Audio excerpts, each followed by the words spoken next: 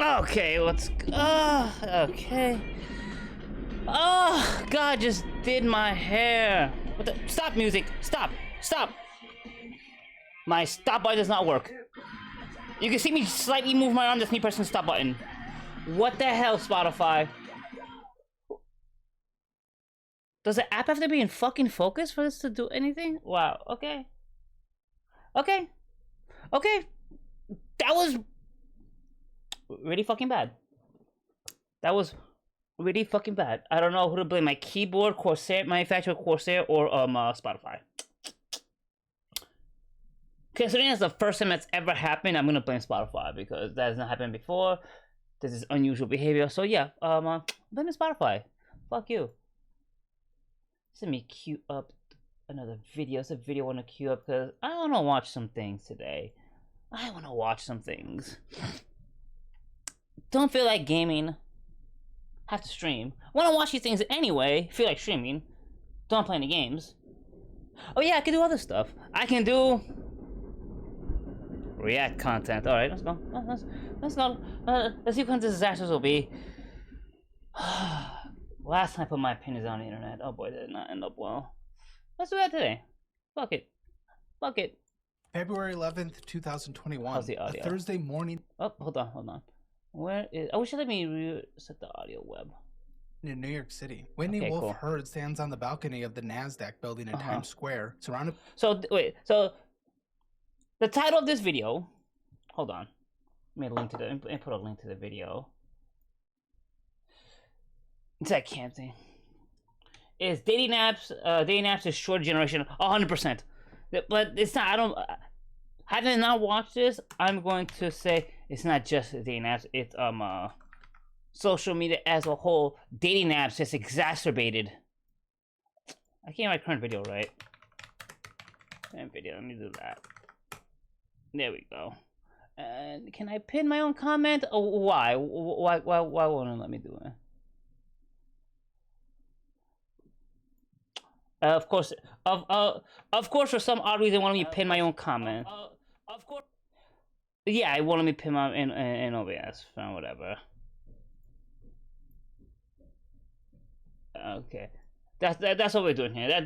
That's how we gotta roll here. OBS, do better. I really don't understand what the problem is.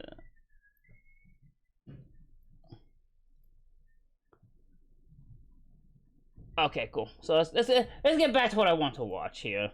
Finally. God damn, hold on. It is getting warm today. What the fuck? Okay, good. No one's here. I can edit this out.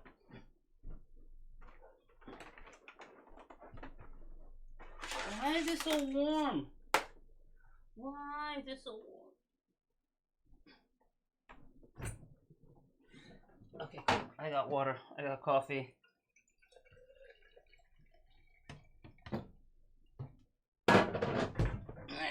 Let me do my opinions. There we go. So yeah, before watching this, I'm gonna say by confetti. I'm just gonna say that social media is the root cause. The root cause, and dating apps just turbo the fuck out of it. Just added nitro fuel to the fire, like fucking rocket fuel to this fucking bullshit. I mean, and making it a business, obviously, is the only reason why this happened. Because as an investor, I will tell you, the economy of loneliness is quite profitable. Selling people hope only to not give to them on purpose is actually, well, it used to be very profitable. Now people don't. Where people have a lot of disposable income, it was quite profitable. Now, if the current global economic state, yeah. Yeah, it's not as profitable as it used to be. I think it's such a big negative now. The loneliness economy is quite negative in every respect of the word. But yeah, oof, oh boy. Camera crews. She's 31 years old. She just rang the opening bell. Her company. Oh no. No fucking way. What was the date on this? Hold on. Oh, okay. I was about to say. I was like, wait, she's not the Tinder girl. company Bumble has gone public at a $13 billion. Oh no, not fucking Bumble. Bumble's so fucking stupid. I don't understand the concept. The concept of Bumble, for those that don't know, is a dating app where the girl has to message you first. And we've all seen the memes. We've all seen the fucking meme of like a girl with a fucking gigantic ass bicep going like this. How it feels to message the guy first, yeah. Not exactly something women want to do. The fact that it became a company is astounding to me. The private I hope the private investors that put money into this all fucking flopped horribly. Is Bumble still around? Dollar valuation. That makes her the youngest woman in American history to take a company public. A self-made billionaire before her 32nd birthday. Okay, 5 wow. years later, that $13 billion is now worth $335 million. Bumble stock Oh, I love that. I did not know. 95%. Oh, that is beautiful. Oh, thank you. I love that. Thank you. Yes, dating apps need to be abolished. Trades at $3, down 96% from its peak. Whitney Wolfe Herd has stepped down as the CEO, come back as the CEO, stepped down again, and come back again. The company she. What?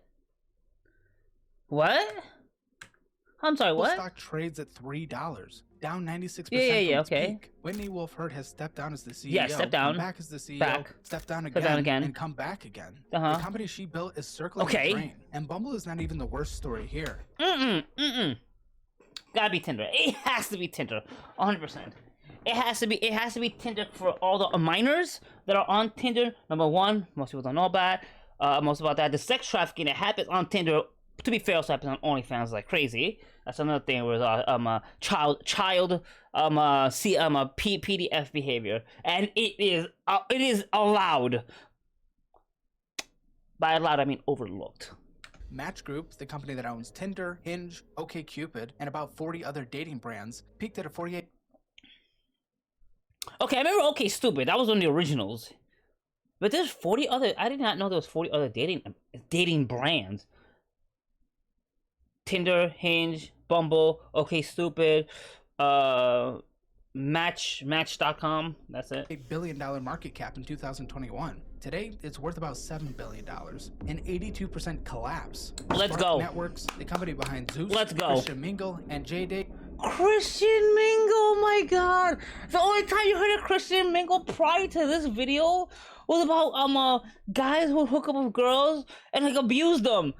Seriously, the Christian abuser app, Zoo, whatever. I don't know anything about it. I've seen it next to OkCupid and JDate. I mean, I guess a Jewish date. Yeah, that's like a half star of David. Okay, whatever. I have some problem with some of the Jews' customs, but you know, cultural differences like the circumcision, the sucking the blood out of the penises, and all that. Not a fan. It didn't just decline; it went insolvent in January 2026. Ooh! Delisted. I didn't know that. Well, good for the shareholders who lost everything on something so fucking stupid. Good. I love that. Shareholders wiped out entirely. Good. Combined, dating app companies have destroyed roughly $54 billion. Okay, I'm gonna tell you guys a little secret here that I have found via the internet. The best dating app in the world, if you're gonna use one, is actually LinkedIn. It's actually LinkedIn. Girls will look for guys who are successful. They look for high paying jobs, and if you're decent, if you're remotely decent looking at all, they will go through accolades on LinkedIn, which is for those that know, LinkedIn is a stupid fucking site where it's just like your professional career social media. It's kind of like it's like a social media resume, pretty much. That's what it is. That's where girls are actually looking for guys. However, the girls actually looking for guys out there are only after guys with money. Which, if you look at the state of everything now, how's that different from any other dating app? It's really not. Other than the fact that this problem, how women are only out there for guys' money, has been exacerbated due to social media. The social media algorithms only pushing that type of content because it's very divisive. A lot of actual girls in the real world, if you actually talk to a woman in person, you know, they're actually not all about that. Would they like that? Oh, obviously, who doesn't? But they're not actually completely all about that. So yeah, just so you guys know, LinkedIn, the most successful dating site in the world. Dollars in investor wealth since 2021. For gold diggers. Those are the corporate numbers, but the human numbers are worse. What? In the United States, 24% of adults under 30 report having zero.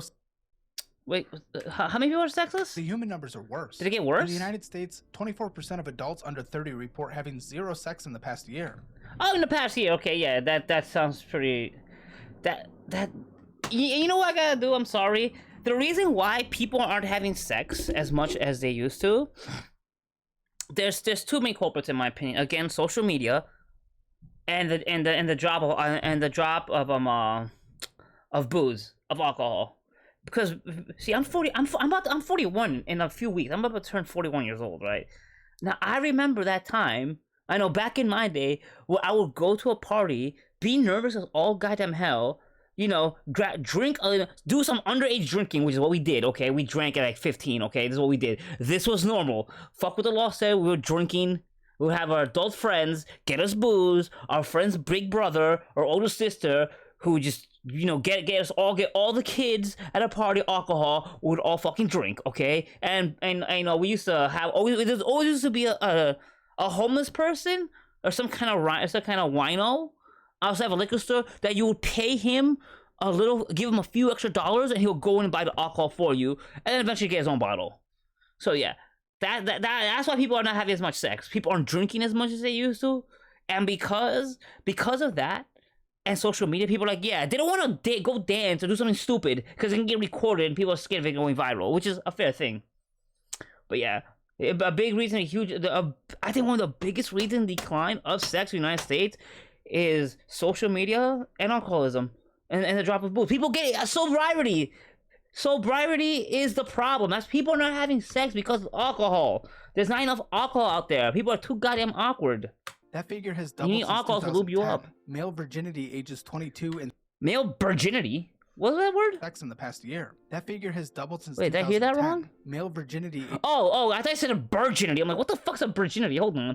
Is some new slang I don't know about? 22 and 34 have gone from 4% to 10% in a single decade. The average age of first marriage for men has climbed to 30.8, up 8 full years since 1960. Yeah, okay, One whatever. For Americans who turned 40 this year has never been married. Yeah, me. I've never been married. I've only been in 5 relationships, so, but yeah. In 80, that number was 1 in 17. What? Yo, from 6%, it went up to 25%. I remember I was born in the 1980s, the mid 80s. And you would always hear about on TV shows back in those days, and when people, you know, gossiping, I was gonna say bochinchando, but you guys wouldn't know what that means. That's Spanish for gossiping. But there was bochinchando, and it's always like, yo, anyone like in their 30s who wasn't married and doesn't have or is having a kid along the way was considered a fucking loser, a complete fucking loser. Boy, has the table have changed. That is a complete 180 now. And the fertility rate, the United States now sits at 1.6 births per woman, well below. Is this fertility rate due to not being able to conceive, or people who don't want to conceive? That's a big factor. Big factor. There's a lot of people whose hormones are all messed up and poor lifestyle choices. They want to have children but can't, both in male and females, versus the people who do not want to have kids. Period. The 2.1 needed to replace the population. South Korea is at 0.72. Japan is at 1.2. South Korea's beating all asses. 1.24. The Congressional Budget Office. God, fucking South Korea has us beat. Population decline. Let's go. We need that right now. Too many people on the planet. The American rate will stay at 1.6 for the next 3 decades. Okay. The Institute of Health Metrics and Evaluation projects that by... Which, for those who don't understand, what that means is there's going to be more and more, as a percentage, more and more older people, which means you would have to raise the retirement age, which is currently, I think, what, 66 or 68? You have to raise that so the people who are working can support the older people who aren't working, which is economically very bad. This is the American Ponzi scheme with Social Security, Medicare, Medicaid, and all that. That is a pyramid scheme that is falling apart as we speak. The year And it, 2100, and it was designed this way from the get-go, just so you know. 198 out of 204 countries on Earth will be below the replacement fertility. Yeah, Only 6% Nigeria, remain Chad. above it. Samoa, Somalia, Tonga, Niger, Chad, Tajikistan. The companies that Tajikistan, I love promised to that. make finding love easier may have actually made it harder. And now those companies are collapsing. Oh, do I have opinions on this shit? While the loneliness crisis they helped accelerate keeps getting worse. This is the story of how dating apps broke modern romance, and what happens next.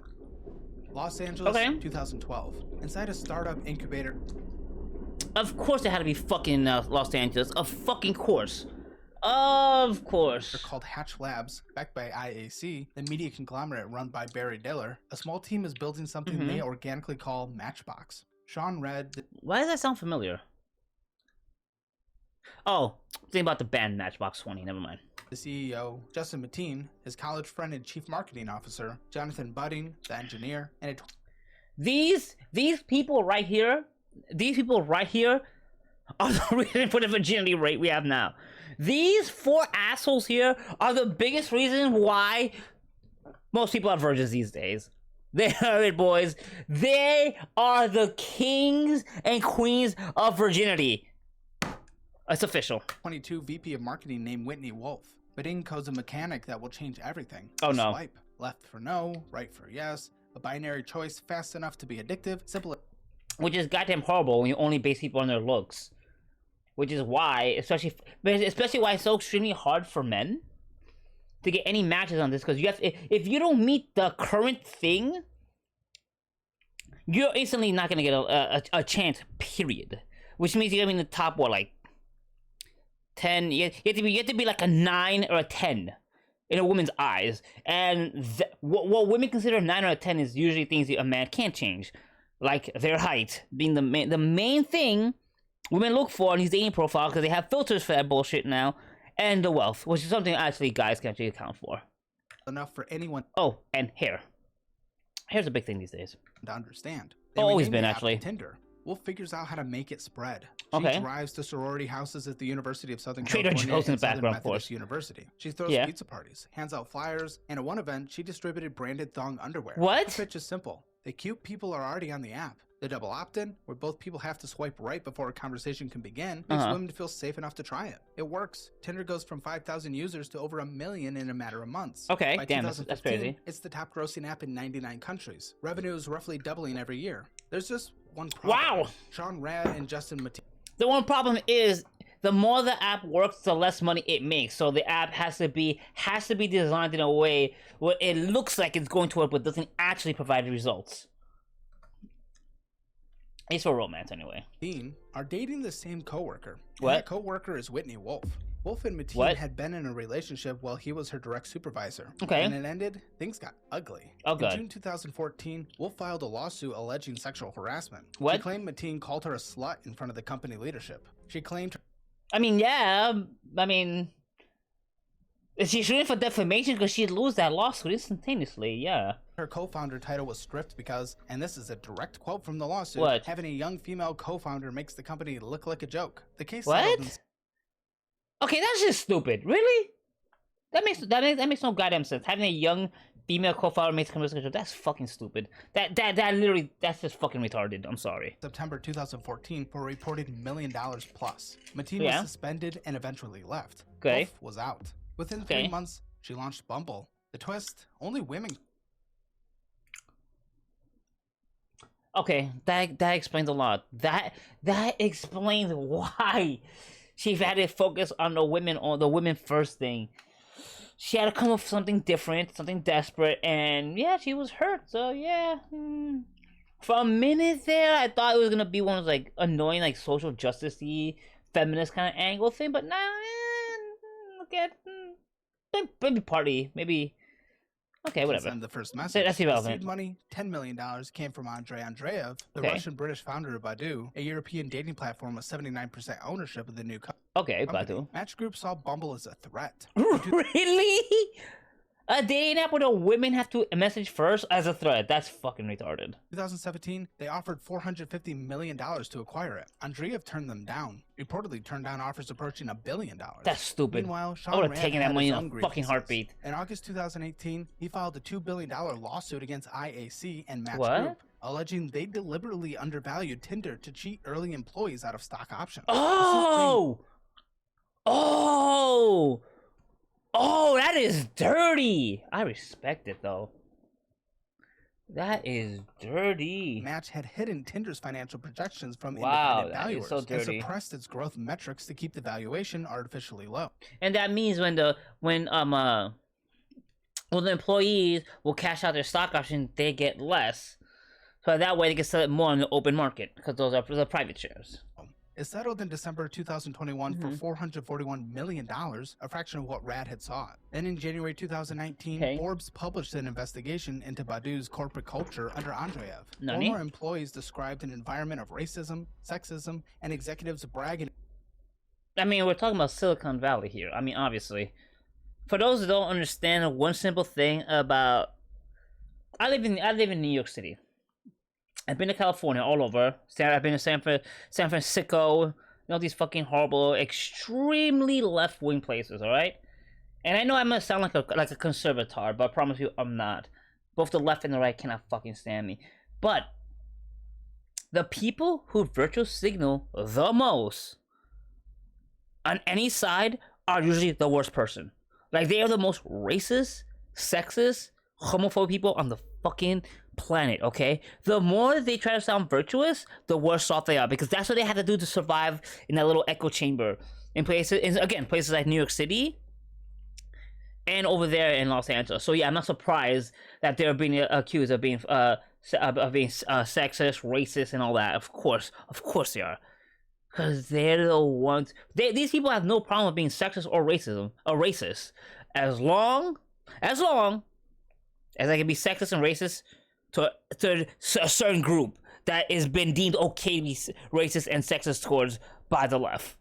And we're not going to get into that one. That's going to get really messy real quick. About hiring prostitutes. Andreev denied the allegation. Wait, what? Wait, what? Wait, hiring prostitutes? Hold on, what? Hold on, wait, what? Racism, sexism, and executives bragging about hiring prostitutes. Andreev Okay. They had some whores coming to the office. Okay, cool, whatever. denied the allegations, but sold his entire... As long as they don't hire prostitute with company money, whatever those guys do is fine by me. I really don't care. Because as long as the girls aren't being trafficked, they're two consenting adults, I do not care. stake in Bumble to Blackstone at a $3 billion valuation. He walked away with over $2 billion. And a quick footnote on how absurd this industry is. Marcus Friend, a Canadian I've never seen these apps. built Plenty of Fish in 14 days in 2003. He never raised a single... I forgot what Plenty of Fish's gimmick was. All these stupid apps had a gimmick. I don't remember them for the life of me. Only thing, see, I was on Tinder. I got banned. I don't know why. I just got banned. I was on Bumble. Didn't work. Obviously. I don't lie about being a 5'3" giant in the bedroom. So you know, whatever. So no love there. And I did OK Stupid, which had really goddamn cool quizzes / test stuff, which I found really interesting. But those are just fun quizzes to take. Dollar of venture capital. He ran the entire operation mostly by himself for years. Okay. In 2015, Match Group bought Plenty of Fish for $575. Good for you. Good for you. Now it's probably only worth like $5 million. Well, good for you. Good for you, guy. Making that money. $1 million in cash. 14 days of work, $575 million. God damn, wow. Wow. That is wild. That's the kind of money that was sloshing around in dating apps before everything fell apart. Dating apps have a... Yes. Why is Grindr there? Grindr is not a dating app. In no way is it a dating app. It is a hookup app. Literally, the Grindr should not be there. Grindr's not owned by Match Group. Grindr has its own stock. It has its own ticket option in the stock market. Structural problem that no amount of engineering can fix. Hell? A dating app that works perfectly, one that matches every user with their ideal partner quickly and efficiently, puts itself out of business. Yep. Every successful couple is 2 lost subscribers, Yep. which means the financial incentive is never to help you find love. You don't say. Yeah, don't say it. Look at the money, Lebowski. Follow the money. It's always about the money. It's just like how any service that's free, it means that the service isn't free. You're the product. Your data is being sold. That's why Google works. Google's an ad company. They're not an email company. They're not a video platform company. No, they're an ad company. So yeah, if the product is free, you're the product. The incentive is to keep you looking. Tinder Yes. originally ranked users with an ELO rating system. I've heard about this ELO rating system. Yeah, it's like chess. It's really stupid and complicated. System used in competitive chess. Okay. The more people swiped right on you, the higher your score. Okay, the higher makes your sense. score, the more visible your profile. Uh-huh. In 2019, But yeah, but then that's what is that why they introduced like booster packs or whatever? Tinder quietly replaced this with what it calls a more sophisticated algorithm. Oh no. It never disclosed how the new one works. Of course not. What it did disclose is its pricing. Tinder Oh. now runs 4 paid tiers. Plus, at Mind you, one of those tiers is $499 a month. $25 a month, Yes. Gold at $40, Platinum at $50, and Tinder Select at $400. Yep, there we go. Tinder Select, baby. Tinder Select. And Tinder Select is actually fucking creepy because it is the only thing you don't have to match to message someone. Tinder Select. That's his biggest selling point. You can send a message to any girl. At that point, if someone is willing to pay $500 a month, they're better off just admitting to themselves that they're a Fin sub and look for a Fin Dom on Twitter. Just do that at that point. Just do this. This is fucking retarded. $9 a month. That's $6,000 a year. $6,000 a year. Oh my god! I want these guys. I want to pay big like that. Jesus Christ! For a dating app. Select gives you 2 A dating app designed not to get you a match, by the way. Just so we're clear. Here it is. messages per week to people you haven't matched with, 1 week-long profile boost, Okay. an unblurred photo of whoever liked you, and a little badge next to your name. The pricing The badge! I didn't know about the badge! Oh, that's even worse! wasn't even consistent. A California class action lawsuit revealed Tinder was charging different prices based on age, gender, and sexual orientation. Okay. The age I get, because the older you are, the more disposable income you should have. The gender, well, obviously they'll charge men over women, but the sexual orientation? They charge gays less and heteros more because gays have way more options? I don't know why gays and dating apps don't make no sense to me. Seriously. Men over 50 were paying up to 5 times more than queer women under 30. Well, yeah, obviously, women pay for shit. Pfft, they don't need to do. They need to fucking do. Oh, queer women. Oh, not gonna get the She politics of that settled one. for $60.5 million across 268,000 users. But the Dear underlying God. business model works like this. Yes. Women are the product. Yes. Matt. You don't say women are the product. Wow. Yes. The whole point of these dating apps is to sell men access to the product because men are usually the ones who are actively looking for relationships and are supposed to be the ones actively showing interest in women and making the first move. Yes. Yes. You don't say. Wow. And are the customers. Women Mm-hmm. need to be on the app in large enough numbers to keep men interested. Yes. Men need to pay for the privilege of being visible to those women. 80% of Tinder's paying subscribers are male. Wait, did they mean 180% are male? Like what? Only 80%. I thought it'd be closer to dead ass like 99.8%. In February 2024, a class action lawsuit Oh, maybe it's a queer women thing. I don't know. called Okasayan versus Match Group was What? filed in federal court. It What? alleged that Match uses recognized dopamine manipulating product features. to Oh, the create gamification gamblers thing. Yeah, locked yeah, in a yeah. Stretch for psychological rewards that Match makes elusive on purpose. The suit claims Tinder Yeah, like if you match, you have that animation, the little heart things, shapoof, and a little heart, like, oh yay, that little flare. Yes. Let's see, Bonfire, Okay Stupid, Tinder, Jamal, Meet Me, I've heard of that, Badu, I've heard, Down, I've never heard, Livo, DHS, Booty Shake. Booty Shake? What? Wait. A Booty Shake dating app? Wait.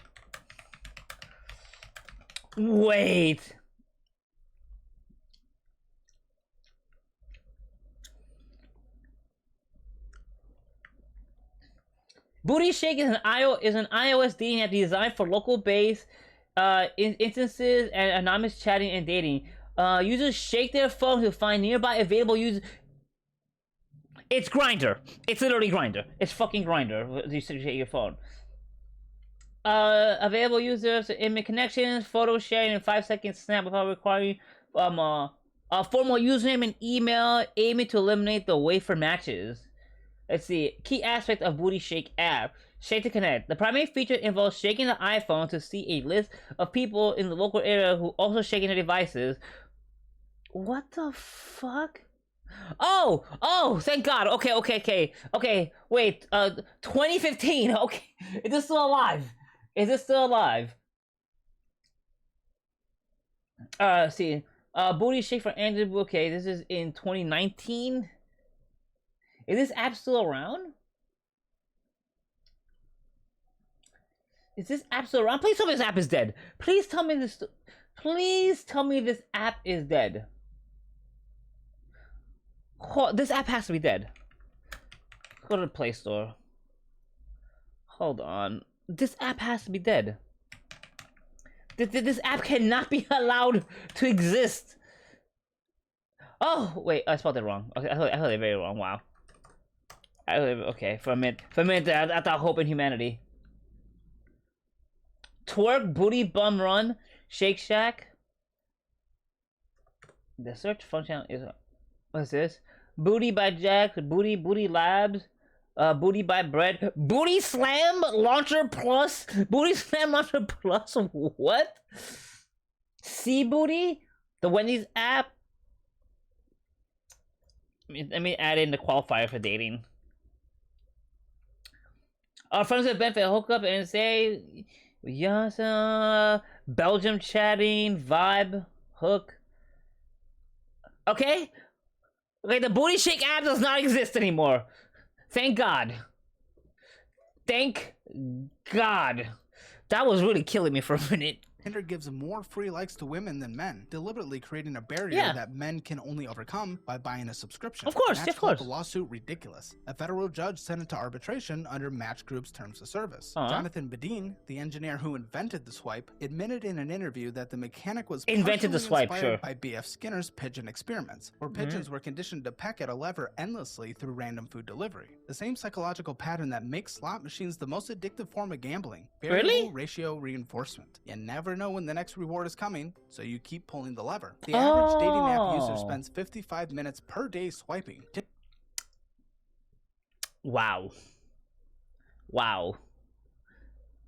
I mean, the only reason why it's only 55 minutes is because you have to pay for more swipes. Tinder users average 90 minutes. One survey found 90% of singles describes themselves as addicted to dating apps. 70% believe their use is harming their mental health. Wait, what? Addicted to dating apps? The only people who might get anything out of dating apps are the people, especially the men, who are gonna be like 6'2" and up, or 6 whatever, tall, who have that on their profile because women look for, who are actually getting hookups. Because, okay, growing up, I was always being told about how, by the boomers, how, oh yeah, you kids and your social media and your hookup apps, Tinder and all that. The hookup culture never fucking existed, okay? Let me tell you this right now. The hookup culture the boomers were saying is the reason why marriage is on the decline and birth control is why we don't have, people aren't having kids anymore. That's so fucking stupid. There's no such thing as hookup culture. There is a small select group of people who are actually hooking up, and they're very loud about it thanks to social media, and everyone's seeing that and everyone thinks that's a reality. The vast majority of human beings in the United States are and never been part of this whole hookup culture bullshit. They've never been a part of it. It has never been a thing. It doesn't exist. It's this small select, maybe like 2-3% of people that go crazy on social media watching this hookup culture shit. Only about 2% of the people on social media actually been involved in hookup culture. Probably. It's just stupid. But the hookup culture has always existed, except back in my day we used to go to the bars and clubs, get drunk and fuck. Like seriously, that's how it was done. So yeah, this everyone's part of hookup culture thing is fucking bullshit. A 2016 meta-analysis covering 23 studies and over 20... I'm mad at myself when I said meta-analysis. Like, wait, what? What does Facebook got doing for things? Like, oh wait, no, a meta-analysis is going through different studies and going through each studies and going through the methodology and proving if the studies actually make sense. A large group of studies. I saw meta-analysis on Facebook. Fuck you, Facebook, Zuckerberg. Change your fucking name back. Change your ticker symbol back to FB, please. Their mental health. A 2016 meta-analysis covering 23 studies and over 26,000 participants found that dating app users had significantly worse psychological health than non-users. Oh yeah. Yeah. Fun fact, I saw this on TikTok, so take it for what it's worth, but I believe it's very true. A lot of people will go on dating apps, especially women. Yes, women are people too. That's why I call them people.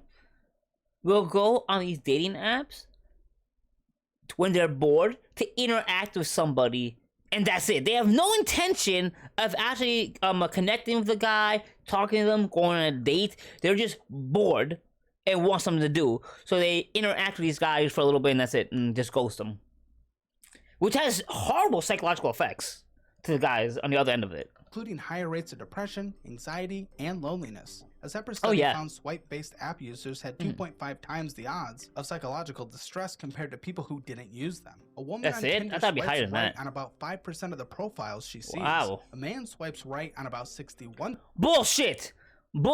Men swipe 91% plus at a time. Why? Because all guys do, is they look, is she fat?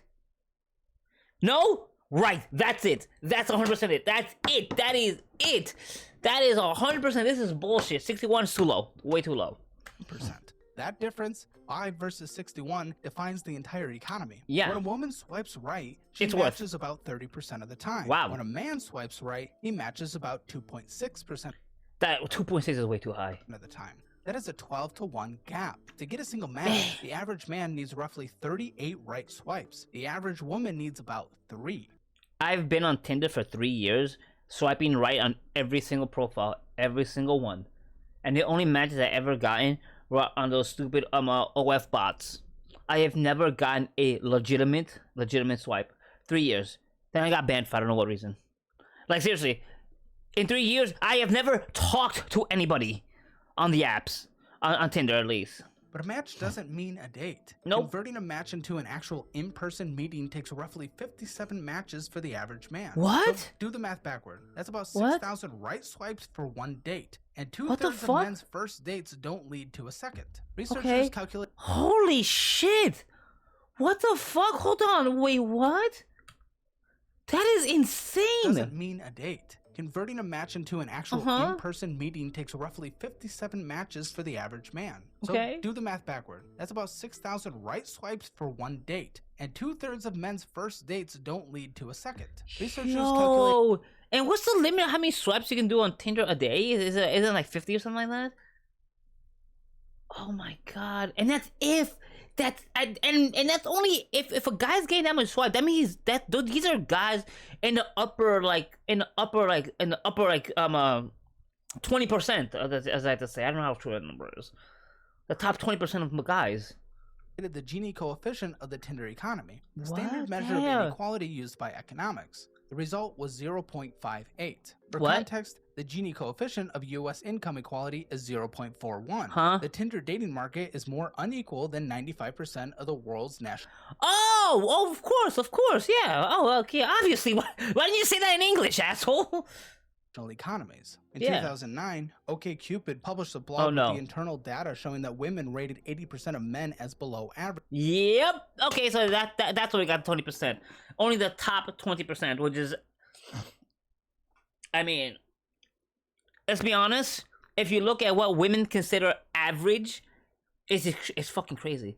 The average, what women want as far as dating, what they say they want, not what they actually want / actually need, is 6 foot plus, bare minimum. That is the bare minimum. That's only, and mind you, being 6 foot plus is only 14% of the male population in the United States.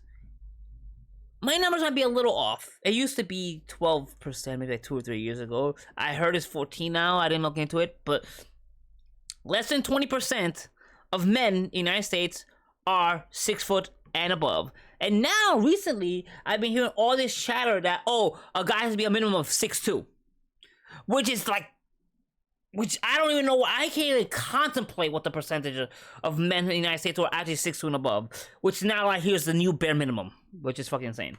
And attractiveness. The post went viral. It became the foundation of what the internet now calls the 80-20 theory. The idea that the top 20% of men get 80% of the attention. 100%. That theory took on Very a life true. of its own. In March 2025, Not even a theory. Netflix released a miniseries called Adolescence What? about a 13-year-old British boy accused of murdering a classmate after being radicalized by incel ideology built around the Incel ideology. Okay. Oh my god. See, I have a problem though. The whole incel thing, seriously, because a lot of people, a lot of incels and femcels are not that because of anything they did. They just don't fit in this weird, crazy economy. Okay, I gotta say something about incels. They don't fit in this new weird economy of attraction simply because both men and women have been pushed this crazy fucking AI level of beauty that doesn't exist. There's always been a thing. It's always been a thing. Growing up, you would see a normal pretty girl, right? At the gas station, at McDonald's, whatever. She didn't have a 10 out of 10 face card or any of this bullshit. You know, she wasn't dolled up to the gills and that kind. She was just an average, pretty looking girl. You know, she didn't have huge, gigantic knockers or a 71 inch ass or anything stupid, anything ridiculous like that. No.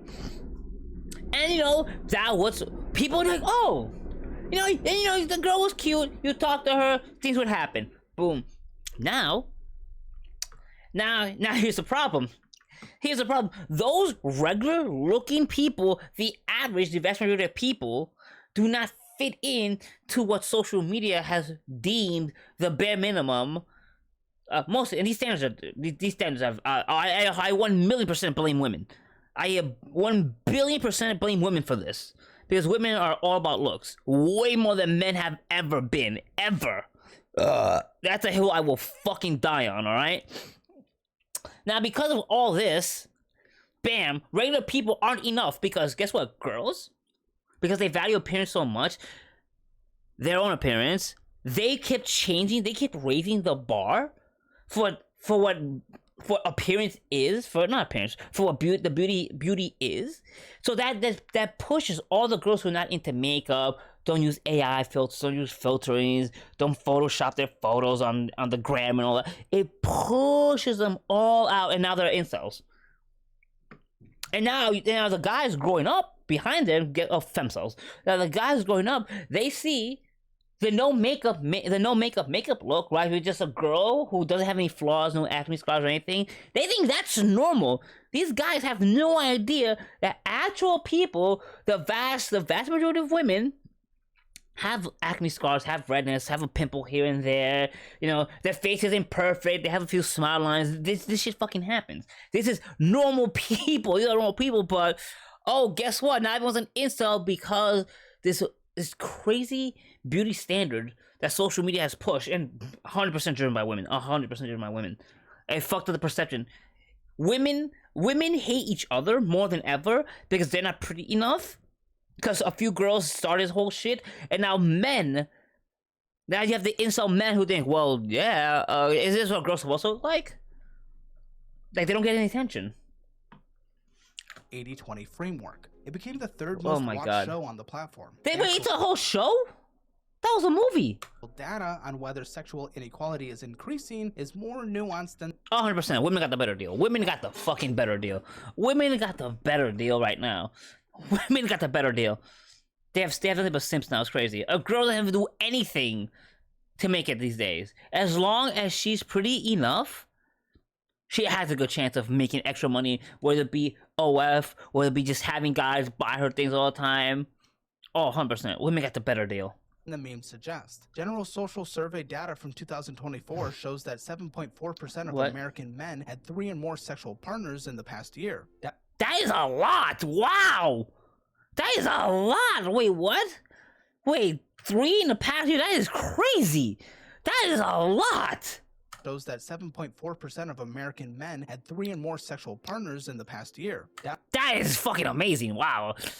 I mean, not compared to when you were younger. From 19% in earlier decades. Oh, yeah. Everyone is having less sex. It's Yeah. not that a small group of men is hoarding all the partners. The pool of sexual activity is shrinking across the board, which might actually be more alarming than the alternative. Is it? This subject matter can be hard to digest. Okay. For most Americans, their personal financial situation is the hardest subject to approach and manage, but with the Dollarwise budgeting app, you can Oh, there is finally take Dollarwise. control. And since there's a free trial, you can Interesting. choose for yourself. I've Get a heard full so much picture, about automate your Dollarwise. budget, get powerful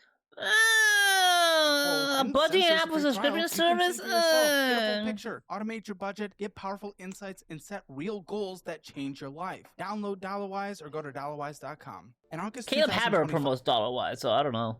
I like the guy, so I don't know. This is a subscription service. That bothers me. the Federal Trade Commission ordered God. Match Group I to hate pay the FTC. $14 million for what it described as systematic deception. What? 3 charges. First, Tinder advertised a free 6-month guarantee that buried requirements so extreme that almost nobody could qualify. Nah, of course. Second, the company sent promotional emails using profiles it knew belonged to scammers, Ah. specifically to lure users into paying for subscriptions. 100%, yeah. Third, when users filed chargebacks with their credit card companies, Tinder locked their accounts as retaliation. $14 No, I never paid for Tinder, so that didn't happen to me. Never million mind. sounds like a lot. It's Nothing. 0.4% of Match Group's $3.5 billion in annual revenue. For the company, Uh-huh. that's just a rounding error. And then there's shadow banning. Where Yep. The app makes your profile invisible to other users Yep. without telling you. Yup, just like Twitter. Yup. You have to pay to get out of shadow ban, or else someone sees your account. You can swipe right. You can still send messages. They just don't exist anymore. Yep. In 2023, Hinge confirmed to Gizmodo that it does. So the reason why these apps, Tinder and all this, do this shadow banning is because it's twofold. They don't want people to see ugly people, but ugly people on the app and have people think, ugh, these are my options. Ew. They want to see attractive people. They want to see the attractive people. Oh, he's hot. Oh, she's hot. Yeah. Swipe right. Yeah. Oh man, I got something to pay. Yeah. Oh, you attractive girl. Oh, you attractive men. Swipe. Pay. And all the uggos, like myself, we have to pay to be seen at all. To not get swipes. But like, yeah. Let me get the boost. Yeah, let me get the boost. Come on. It's gotta be out there.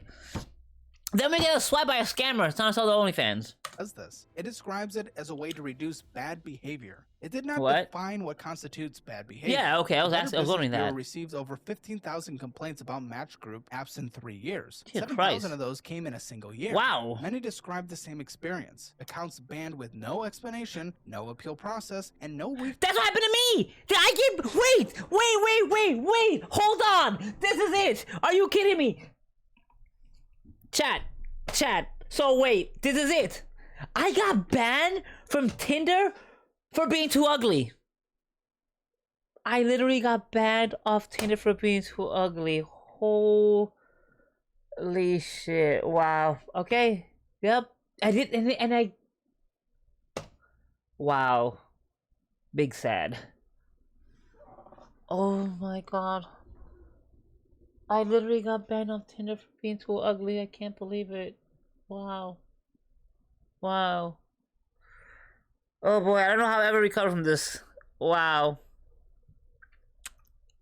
Okay. fund of paid subscriptions. Match Group's cross-platform system means a ban on Tinder can follow Wow. on Hinge, OkCupid, and Match.com. I wouldn't know. I never tried anything else. And phone data. Have I tried In Hinge? I don't even know. 2023, Bumble announced that ghosting, simply not replying to someone, Mhm. could result in a ban. Think about that for a second. Wait, what? The dating app threatened to punish women for not responding to men they didn't want to talk to in the first place. Huh? There's a number that doesn't get enough attention. 44% of Gen Z and millennial men say they refuse to approach a woman in public. Not because they lack confidence. Yeah, no, seriously, because everyone has a goddamn phone. And a woman can accuse you of FSA and your life is over. It's literally over. They can take video of it, they can edit it, they can frame things out of context, and a man's life is ruined for trying to talk to a girl. Yeah. Though that's part of it. Because they've calculated the risk. Mhm. Getting filmed, getting posted on social media, Yep. getting screenshotted and shared, getting reviewed on an anonymous rating app. One of those apps was called T. It launched. Oh, the T app. I love the T app. The T app is proof that women are worse than men. Oh, God, they're pieces of shit. The false allegations that all these women made about guys they didn't like or rejected them or something is crazy. They accuse them of raping them. Rape. They didn't go to police. They posted on the app saying all the women this thing. Fucking guys. People have lost their jobs over this fucking garbage. And when the T app got hacked, I got so happy. I want all these fucking women who brought no receipts to the fucking table to go to jail. Every single one of them. Fuck them. Is a dating safety tool where women could leave reviews of men they dated. Within months, it became, in the words of multiple tech journalists, a cesspool of defamation. It suffered 3 data breaches in mid-2025. Amen. Apple pulled it from the App Store in October 2025. Fewer than 50% of American high school seniors report being... What? 85 is reported? Damn. Only 85.51%. Wow. In any kind of dating relationship. In the 1980s and 90s, that number was around 90%. After hashtag MeToo in 2017. Oh, yeah. Yeah, Me Too went too goddamn far. Me Too went too goddamn far. Me Too, the whole Me Too, which those who remember, Me Too was, they were talking about how, oh, yeah. Who was that piece of shit who molested all the girls in the casting couch? Eric Weinstein? That guy. Yeah, that piece of shit. Like, yeah, Me Too. He did to Me Too, and then it took every woman took that shit way too goddamn far.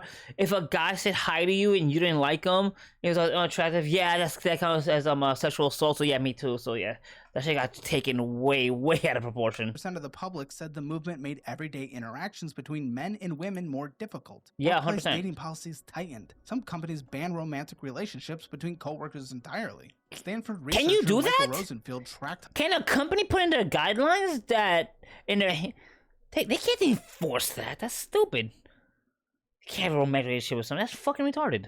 How couples met. That's Between illegal. 1995 and 2021, meeting through work dropped from 19% to 11%. That sucks.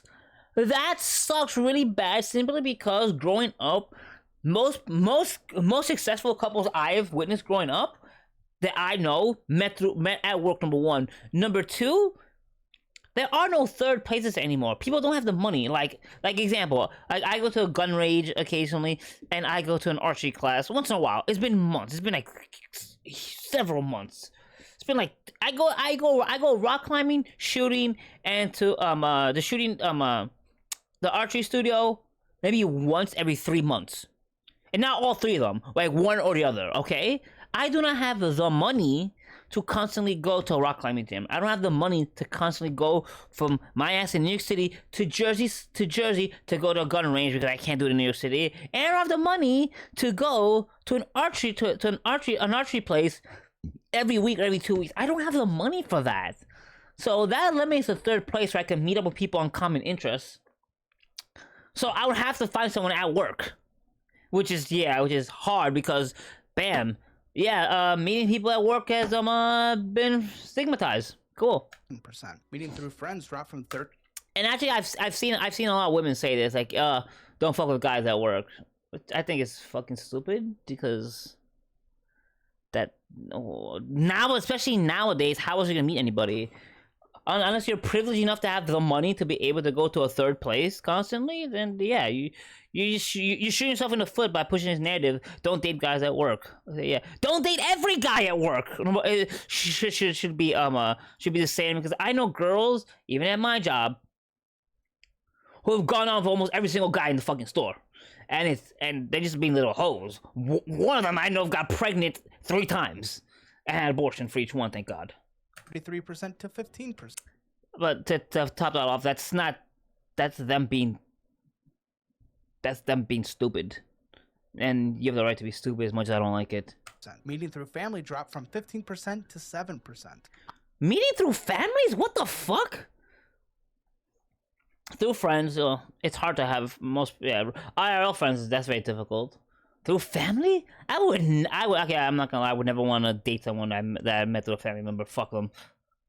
Especially my family. My family doesn't understand me for shit. 33% to 15%. Meeting through family dropped from 15% to 7%. Okay. Online dating filled the vacuum. By 2021, it was the #1 way. Wait, did I read that wrong?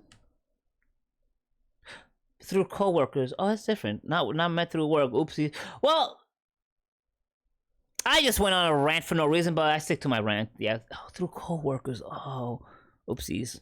To 7%. Look. To be fair, I'm a Dragon Ball Z fan. I don't know how to read. Okay. Online to be fair, dating filled the vacuum. By 2021, it was the #1 way American couples met, yeah, accounting for over 50% of new relationships. Dating apps didn't just supplement the old systems; they replaced them, and now the replacement is failing as well. Yep. Something strange has happened to the politics of young Americans.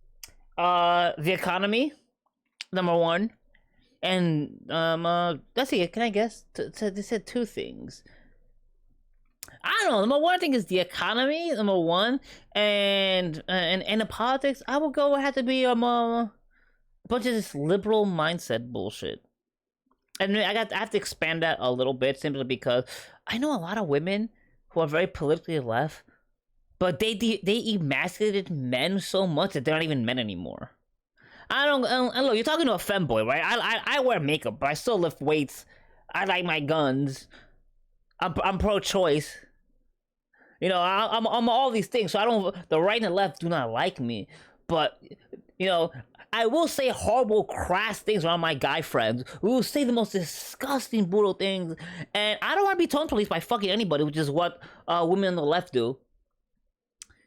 And no, when women on the left are pissed off that they are attracted to Republican men, which I'm probably more Republican than I am Democrat if you look at issue by issue. So yeah, like, why am I attracted to Republican men? Which I've seen women complain about on the internet. Like, well, yeah, because they're actually men. You've made all liberal men to fucking pussies. Like, I know trans women who wish they were much of a bitch as liberal men these days. Men and women aren't just disagreeing more. They're moving in opposite directions. According to the American Enterprise Institute, 46% of white Gen Z women identify as liberal. Only 28% of white Gen Z men do. NBC polling shows 55% of Gen Z women identify as Democrats versus 35% of men. Yeah. Meanwhile, 38% of young men identify as Republican versus 20% of Oh, hell yeah! women. Hell yeah! And the biggest reason why, the biggest fucking reason why a lot of men go to the right is, like I was talking about earlier, the people on the left want to demean you as a man, blame all of your problems on you, on what's between your legs, demonize you, make you out to be the villain. Don't give you any practical advice on how to get a girlfriend or anything. They do nothing to help you. They say you're the problem. They want to give women a leg up in every aspect of society, especially college. And yeah, like, fuck you, you're a man, whatever. The right? Okay, look, I don't care what you say in rhetoric at the very least. Say, okay, be a man, go work out. And apparently, men who work out is some kind of far right thing. I think apparently if you're a man that works out, you're MAGA somehow. Whatever. But yeah, the Republicans tell you, you know, be a man, make your money, get some guns, do something, work out, get healthy. Do something. That's what Republicans do not demonize you for being a man. They be more of a man. It's okay to say the bad word. It's okay to be an asshole. How true that is. How true that is neither here nor there, but you know, not being tone police is the main goddamn key here, which is why a lot of men are more Republican, because they don't shame you for being a man, which the left does insanely. Which is why most of the time I sound like a conservatard. I do, don't get me wrong, but shit, yeah, facts are facts, and they don't care about your feelings.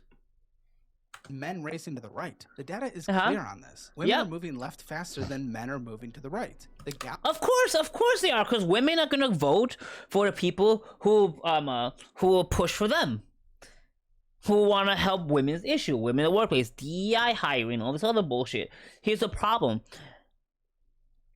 A lot of stuff on the left is helping women by discriminating against men. That's how the left is pushing is doing any kind of policy change, and it's fucked. The right doesn't do that. That's why men. Why are men gonna vote for a party that disenfranchises them? 100%. Why do you have this political divide? gender ideology gap has tripled since 1999, and now it's showing up directly in dating. Match.com's own survey showed that the share of users who say dating someone from the opposite political party would be impossible. That is definitely a pain point, because let me tell you something. A lot of the people that I know are literally have the case where one of them, typically the woman, is a Democrat, and the guy is usually Republican, and they've been married for 20+ years. They will disagree because oh god, here we go. See, back in the day, you were able to disagree on someone over a political issue, and it's not the end all be all. Okay, we disagree on this. Like, okay, hey, my Republican friends, I am pro-choice. My Republican friends will be 1,000,000% against that most of the time. To my friends on the left, I am pro-Second Amendment. I own legally several firearms. Right? Okay? Oh, can't have that. Oh, you're a murderer! Murder! All this other crap. Oh, because I own a gun, believe in gun rights, I believe in school shootings. What the fuck? See, it goes that crazy extreme. Or if I'm pro-choice, giving you the choice to do with your body, have a baby or not have a baby. Oh, I'm a murderer! I want to kill and eat babies. I'm a PDF. Like, what the fuck? It's the fact that we cannot have a difference of opinion and it not go to some far extreme. The slightest political disagreement goes to a fucking extreme. To what is the word? There's a word. I know. Imagine having words in your head. Whatever. It's the fringe of the group. The extreme the extreme left, the extreme right. There's no one in the middle. Even though most people actually are politically in the middle. That's the sad part. But yeah, it's so annoying. This is why, yep. The more you have this political divide, the worse dating is gonna be. I'll be right back. I'm gonna make a cup of coffee, so I'll be right back. Put on a little music.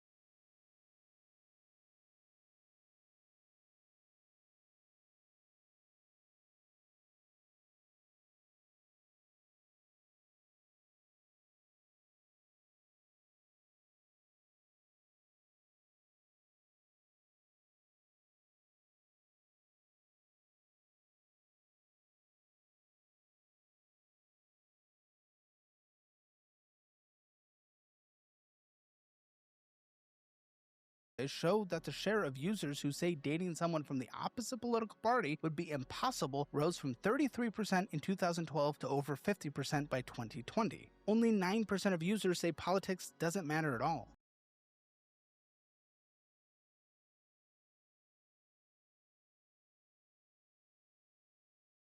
After the 2024 election, the split got sharper. 9 out of 10 single women who voted for Harris said they were less likely to date a Trump supporter. 3/4 said a lot less likely. On the other side, 39% of single men said they were less likely to date a woman who identified as a feminist.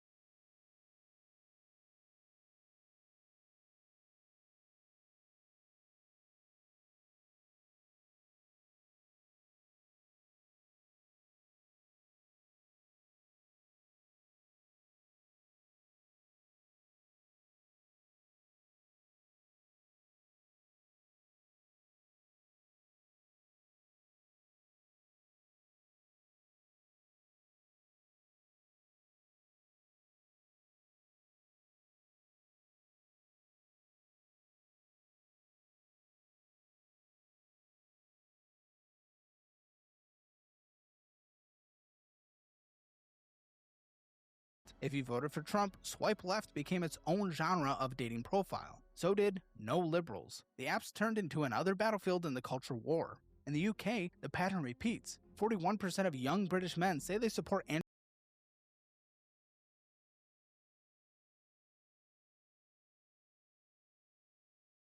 Tate's views on gender. 12% of young women do. The manosphere, Tate, Fresh and Fit, and the network of male-focused influencers that surrounds them gives voice to genuine male frustration about dating, but it also feeds its cycle. Men feel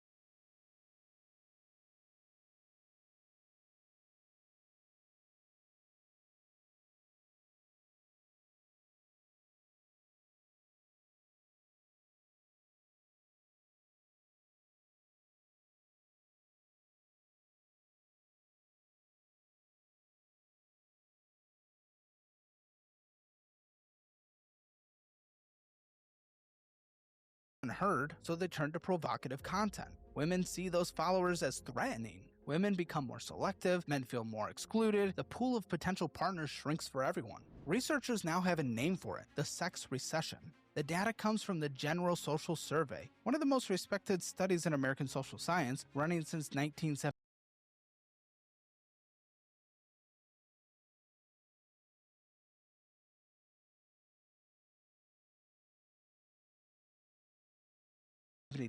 Adults aged 19 to 29 reported having no sex in the past year, 12% in 2010, 24% in 2024. That is double. All adults aged 18 to 64 reported weekly sex, 55% in 19.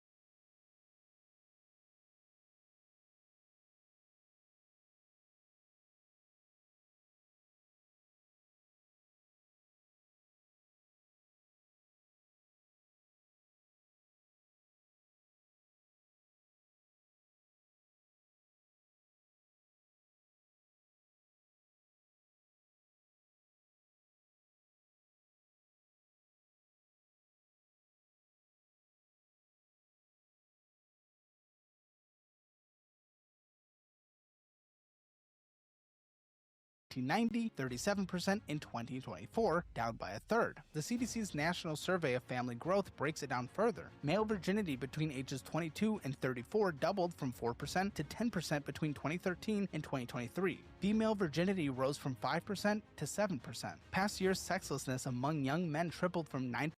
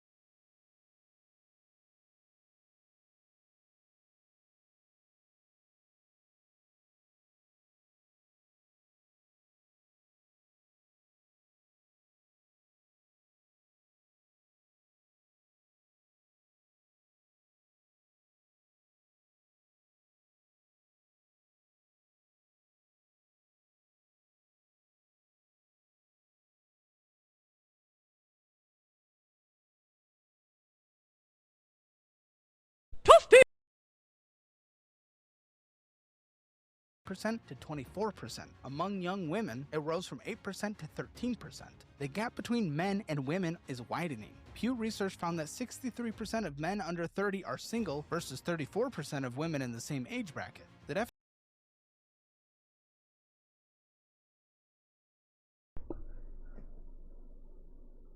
Wow, was I muted for the past hour? Wow. Wow.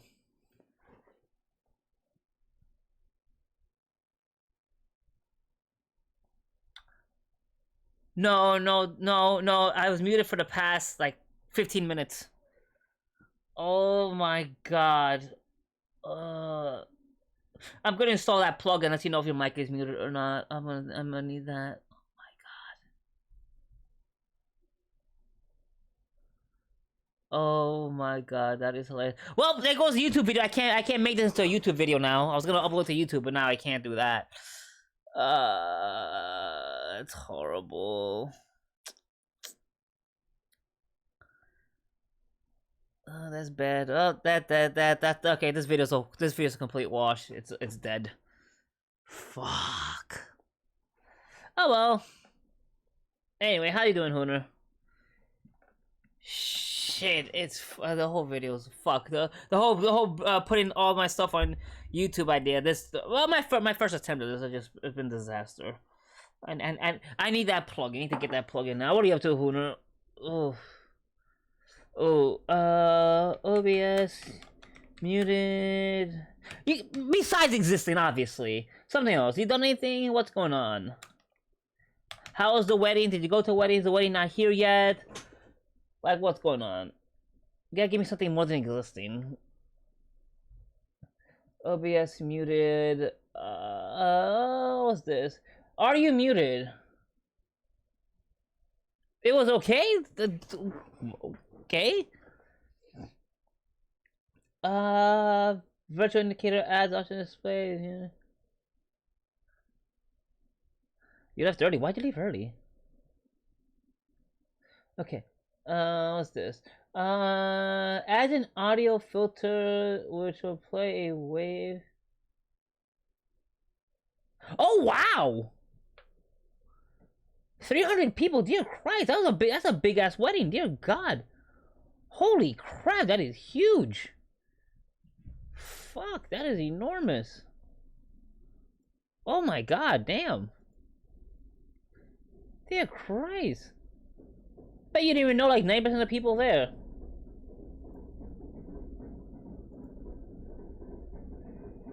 Dear Christ. Okay.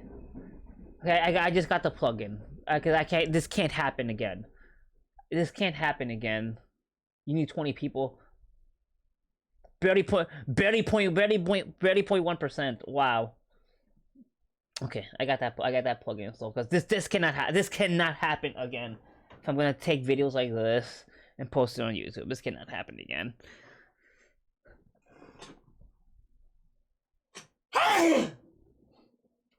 Okay.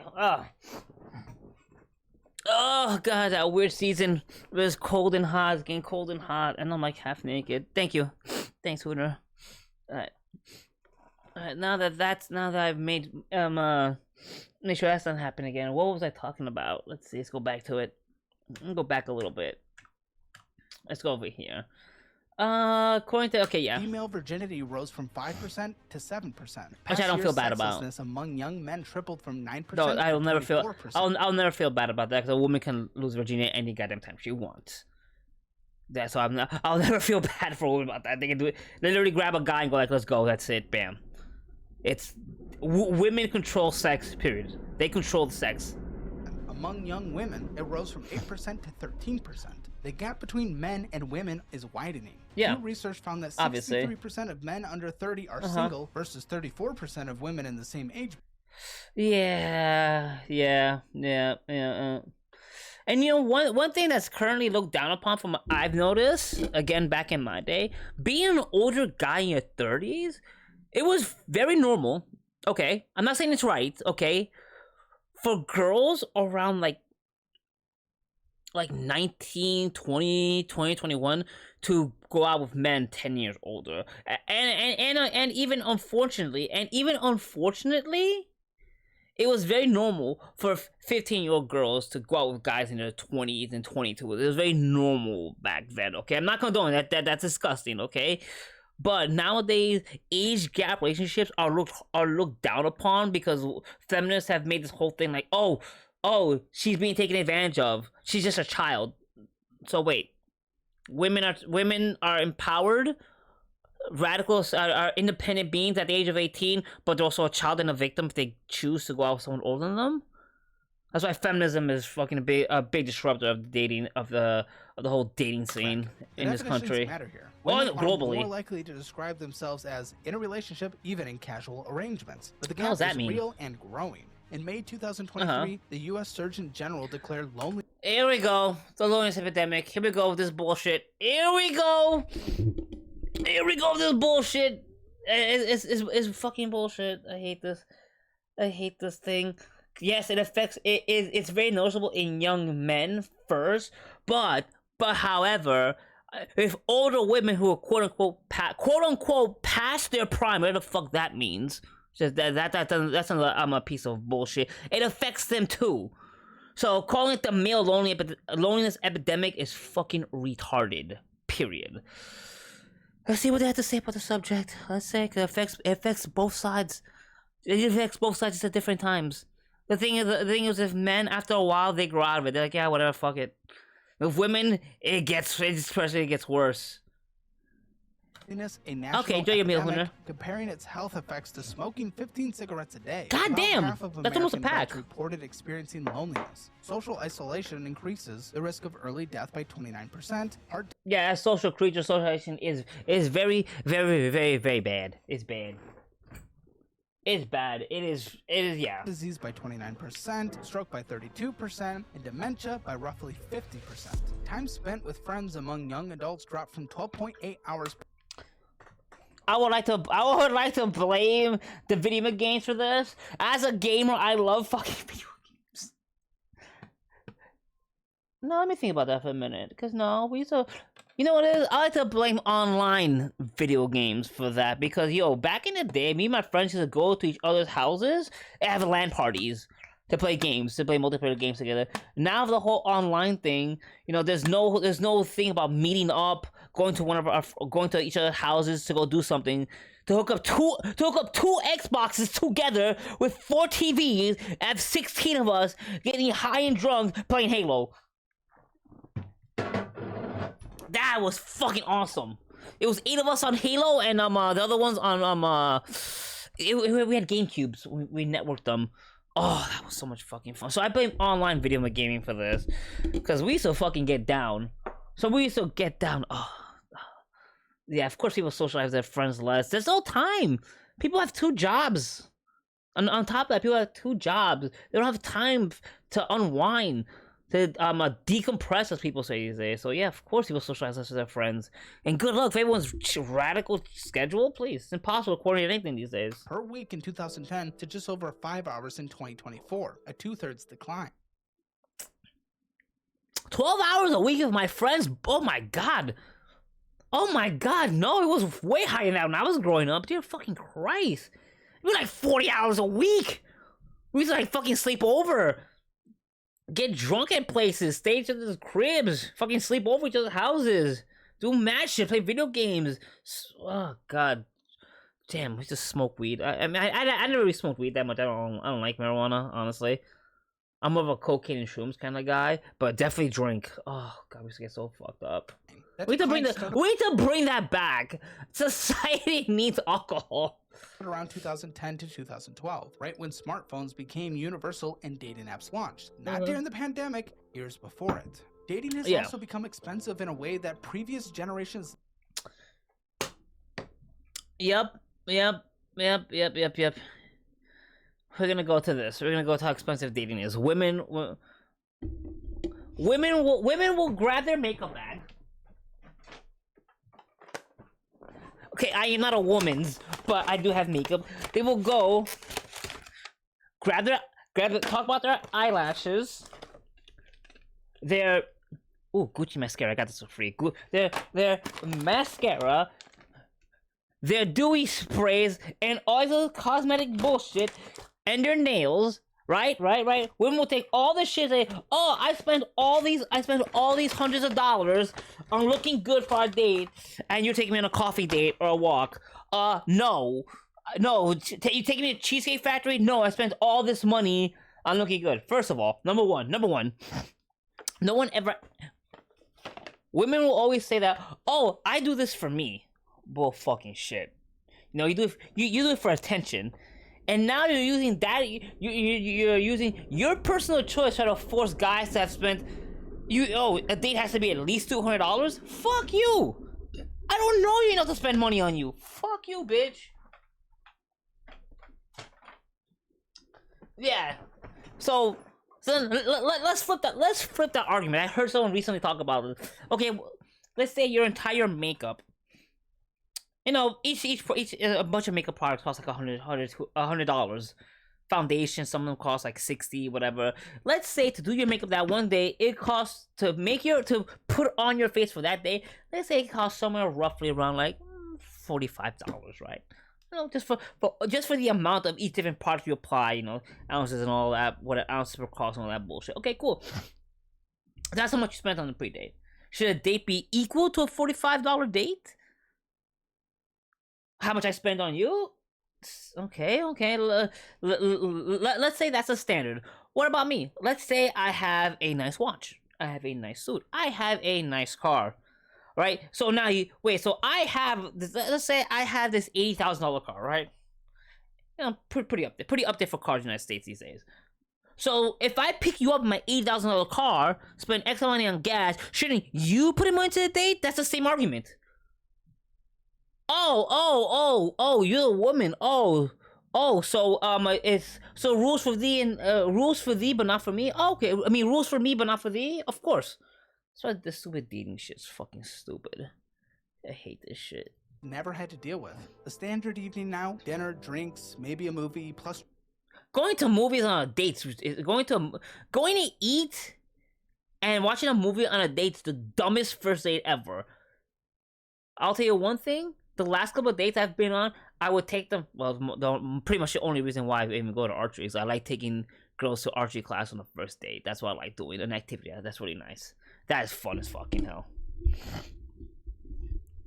That's how you do an activity. That's the best way. Then you go eat, because you're actually doing something and actually get to talk, while doing an activity. Going on a dinner date for the first date on a movie is fucking stupid.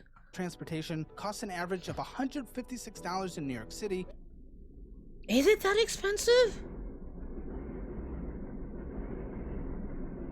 I'm in New York City, is it? I mean, the last time I was on a date was like a year and a half ago. $145 in San Francisco, and $127 in Miami. Even the cheapest major market, Oklahoma City, you're looking at nearly $88. For someone actively dating, those costs add up to $2,323 per year. Wow. That's before the cost of apps themselves. Wow. I didn't realize that. Damn, that is wild. Hinge's basic subscription is now $45 a month. Oh, God. What the fuck does that even mean? What the fuck does that even mean? More than double what it charged back in 2020. Match Group is pouring $30 million a year into AI features that will likely add... Oh no! Icebreaker prompts, smart matching, profile optimizer. Okay, that's something that guys struggle with, obviously. Ideal date planner, that shit's stupid. No, that okay. The ideal date planner is fucking stupid. Yes, take away all the fucking creativity out of it, which is I think guys are really fucking bad at first dates. They do not know what to fucking do. Going to a movie is fucking stupid. Just going to dinner is fucking stupid. You wanna go an activity. It doesn't have to be an expensive one. Do something together. Something. An activity where you both get to do something and then have actual conversation. And more premium tiers. Meanwhile, 19% of Americans aged 25 to 34 live with their parents. About 8.5. Yeah. That's something that's looked down upon. I love how girls who live with their parents almost at the age of 40 are complaining about guys who are in their mid 20s and 30s about how, oh, I can't go out with you because you live with your parents. I mean, I'm in a very similar situation. Only thing is that my mother is 75 years old. She retired at 68. I made her retire, and she lives with me because my mother doesn't spend a goddamn penny.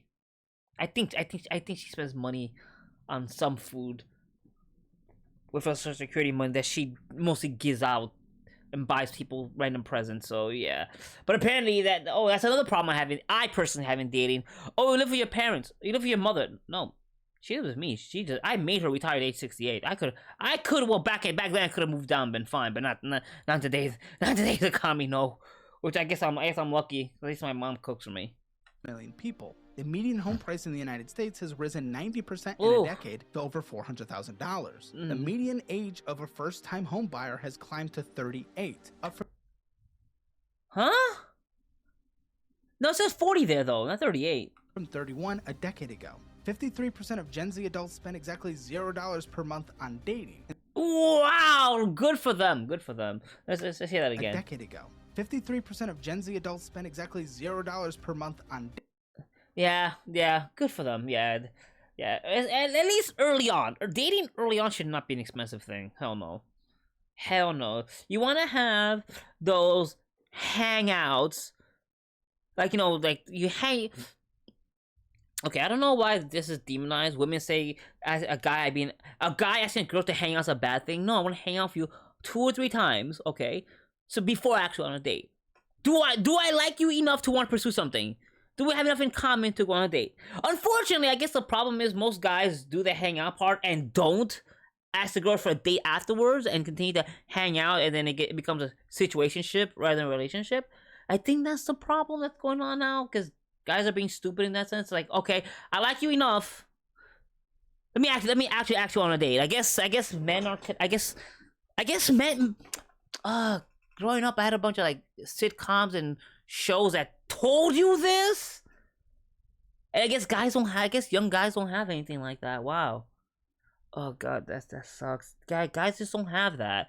They don't have those family-friendly TV shows I grew up watching that told you these things. Dating. In the UK, a third of young singles say the cost of living makes them less likely to go on dates. Oh god, yeah. I understand that. I understand that. A quarter say it makes them less likely to look for a partner at all. In Canada, Wow. 55% of young adults say the housing crisis is directly causing them to delay starting a family. Okay, starting a family and dating are two very different things. Those are too radical. That's way further than the other. We're talking about dating here, so chill. To start a family, I understand the housing problem. I understand that, but you could date. The apps made dating into a marketplace. Now the marketplace is... Grindr is not a dating app. It's a gay hookup app. You're not meeting your future husband or wife on that thing. Period. It's too expensive for its own That's hilarious. Grindr versus Hinge. Hinge is only making 0.2 mil more. That's kind of hilarious. Customers. Forbes Health surveyed dating apps users in mid-2025. 78% reported burnout. Among Gen Z users, it was 79%. Yeah. Among millennials, 65%. And 61% said they hit burnout within their first 3 months on the app. I'm not surprised. I mean, I was on Tinder for what, 3 years, and every day all I do is what time before, I think it was a few hours before I went to sleep, I'd go on, swipe right to my things ran out, and that's it. And check in the morning, nothing. Okay, cool. Can I swipe yet? No. Bedtime, swipe right on everything. Okay, next morning, check. Okay, it became a routine until I got banned for being too ugly. The turn is staggering. 74% of users delete a dating app within the first month. Good. Fewer than 15% of premium subscribers renew. Okay. Of the roughly Scam, yeah. 350 million people worldwide who have downloaded a dating app, only about 25 million, 7%, actually pay for one. Okay. Downloads are falling too. Good. Global dating app downloads dropped from 287 million Good. in 2019 to Good. 237 This thing million needs in to fucking 2024, die. a 17.5% decline. Good, and it is In the dying. US. Good. Unfortunately, as it dies, so says the birth rate. Whatever. Tinder downloads fell 14% between January 2024 Good, and January good, 2025. good. Bumble downloads fell 19%. Match Group's paying users have declined for 5 straight quarters. Let's go. Let's go. Good. These companies should not exist, and the market is finally realizing that. Good. Again, mostly because they don't have disposable income for this shit. Revenue per payer is up 5%, which means the company is squeezing more money from fewer, more desperate people. Bumble's paying users dropped 16% in a single quarter. Okay, good. It has cut a third of its total workforce, 350. Oh, I remember that layoff.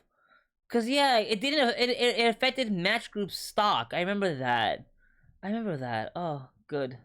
I love that.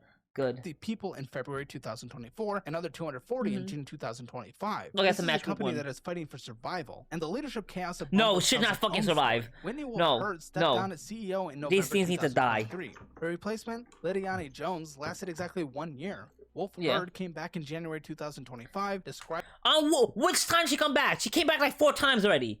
She what is it? CEO, left Bumble, became CEO again, left and came back again. Does it go 5th time? the experience as Which time did she come back as CEO? Are they talking about? ego death and announced Bumble would rebrand the Love Company. The What? stock continued to fall. Good. The Shaw law firm opened a fraud investigation into the company's disclosures. And Oh. it's not just the big names. Spark Networks, which operated Zoosk, Christian Mingle, J-Date, Silver Singles, and Elite Singles, was delisted from the stock exchange in 2023 Yeah, and we filed for went through that. insolvency in January 2026. All the shareholders got burned. Thank God. Thank God. The economy of loneliness is not something I support. Thank God. Shareholders received nothing. While every other Good. dating app company collapses, one is growing. Grindr, the gay dating app, reported 30% revenue What? I mean, of course. collapses. One is growing. Grindr, the gay dating app, reported 30% revenue growth in its latest quarter. To be fair, It's not a dating app. It's a hookup app. It's a hookup app. Okay. Okay. And the thing about Grindr, having used it and gotten to meet up with people on Grindr, okay, from personal experience, you do not have to pay to hook up with somebody on Grindr. You pay to be seen more, which helps you find more potential, fun times, and you pay to get rid of the ads, okay? And there's some extra feature stuff you can have, okay? So Grindr makes a lot of sense, and typically gay people have more money because they don't have to worry about children, okay? So yes, as a pansexual, bisexual male, whatever the fuck you want to call me, who's had been on Grindr, had fun, I can see why Grindr is the only app that's making money, because the app doesn't count on you finding someone and leaving the app.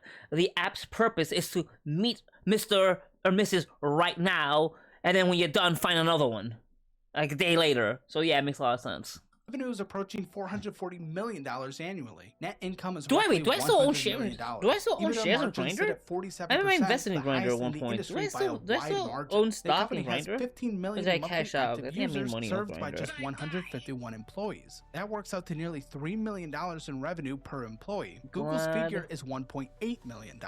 Grindr spends $8 million on marketing, just 2% of revenue, and still grows at 30%. I sold all my shares of Grindr. Okay, so yeah, I Three did. things explain why it works when nothing else I already does. sold all my shares of There's no Grindr. gender imbalance. Both sides of the market are the same gender with the same motivations, Yeah. the same communication style, and the same willingness to initiate. The 2-to-1 male to female ratio that cripples straight dating apps doesn't exist here. Second, the dating app serves a community that needs. Well, yeah, it makes a lot of sense because they say the divorce rate between two gays, as in two gay guys, the divorce rate's like damn near non-existent versus lesbian couples, which the divorce rate's like 75% something crazy like that.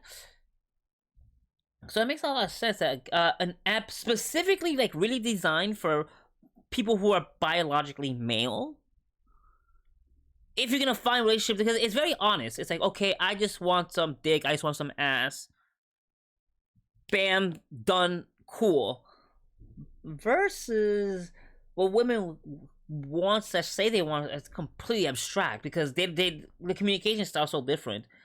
And women communicating with other women, it's very rare for them to actually be, a coherent unit, unlike men.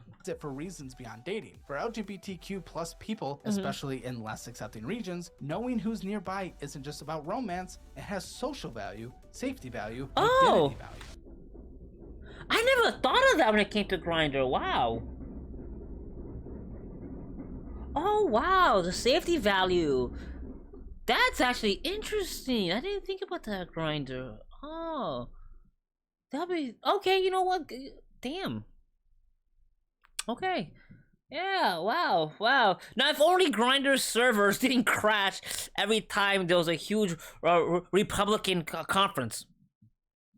I'm not saying anything. I'm just saying, Grindr, you gotta do better. Third, Grindr is built on utility, not gamification. It shows a grid of people near you. Yes. You tap on someone, you talk to them. There is no swiping, no algorithmic games, no blurred photos dangled behind a paywall. The app does what it says it does. Yeah. And that turns out to be a viable business model. Okay. Take a moment and get some free, easy money. With a Chime checking account and my link, you can get $350 when you set up. Why does it sound like deposit. Caleb Hammer? Compare that with a nation-leading high-yield savings rate. There's literally no reason not to sign up right now. Chime.com/Caleb or link in the description below. Wait, is this a Caleb Hammer? Is this a Caleb Hammer? Freaking one of his network sites? Holy shit! His voice sounds. Yo, I didn't know he did this. I've only watched Financial Audit. Wow. In October 2025, Grindr's largest share. That is Caleb. Wow. I've been watching Caleb like crazy the past 2 months. Holders proposed a $3.46 billion take-private deal at $18 per share. The offer was later withdrawn, but the message was clear. Investors saw more value in taking the company private than letting the public market its price. The lesson from Grindr is simple. A dating app that prioritizes actually connecting people quickly with minimal friction can be widely profitable. The apps that built engagement traps and paywall labyrinths are the ones dying. What's happening in the United States is not not unique. It's a pattern repeating across every developed economy on Earth, and some of the most extreme I can't believe all of a cases sudden are I'm in listening to Asia. Caleb Hammer South video. Korea, the total fertility rate is 0.72. The lowest I guess I ever just got so recorded used to Caleb's voice being background noise for me that I always have his videos on. Wow. This explains this video so much. by any country in human history. Births have dropped 70% in 3 decades. At Yeah. the current rate, the country's population could halve within 60 years. The South Korean government has spent over $270 billion on programs to encourage people to have children. Cash bonuses, housing subsidies, fertility treatments. The result? The Fertility treatment? That's a good incentive. They should do that here.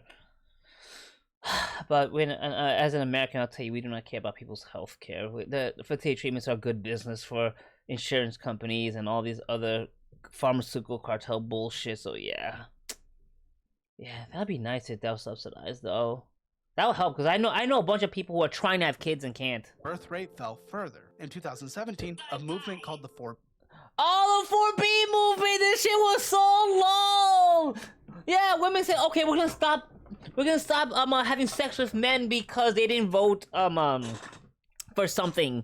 The women over there. Oh yeah, okay, sure, but the men over there weren't they're having less sex than the men here, so your movement did nothing. So the 4B movement did absolutely fucking nothing. And I love them girls here talking about we should have our own 4B movement because guys voted for Trump. Huh? I mean, bitch, you were doing that regardless. So you've been doing the 4B movement the past 20 years. Like, what the fuck? B movement started gaining traction among young South Korean women. The 4Bs stand for no dating, no sex, no marriage, and no childbirth. What? Wow, really? So do what you were already doing. So yeah, nothing. 4B movements have been ongoing movement for the past like 20 years. Like, bitch, please. You gave the thing you were passively doing a name. Big fucking whoop, stupid bitches. Young men, for their part, voted roughly 60% for conservative president Yoon Suk-yeol. Okay. When surveyed, men said women's worst quality was being effeminate. 100%. 100%. Why? Because women who are self-proclaimed feminists are anti-men. That's what they are. 100%. Yeah, of course. Again, why would I want to go out with someone who's actively disenfranchising me? And I can get it from a woman's point of view. Like, oh, you vote Republican, conservative. You're voting against me. Which, yeah, okay. There's some truth to that on both ends. The problem is the left, people on the left, demasculate men and tell men to do better, but don't give them ways to be better. And the tone policing is one of the biggest knee-jerk reactions. You tell men, oh, you can't say this, don't say that, saying that is bad. Fuck you, I'm gonna say what the fuck I want, number one. Number two, if I like video games, oh god, when the Democrats and the fucking left get involved in my video games, that was it. That was it.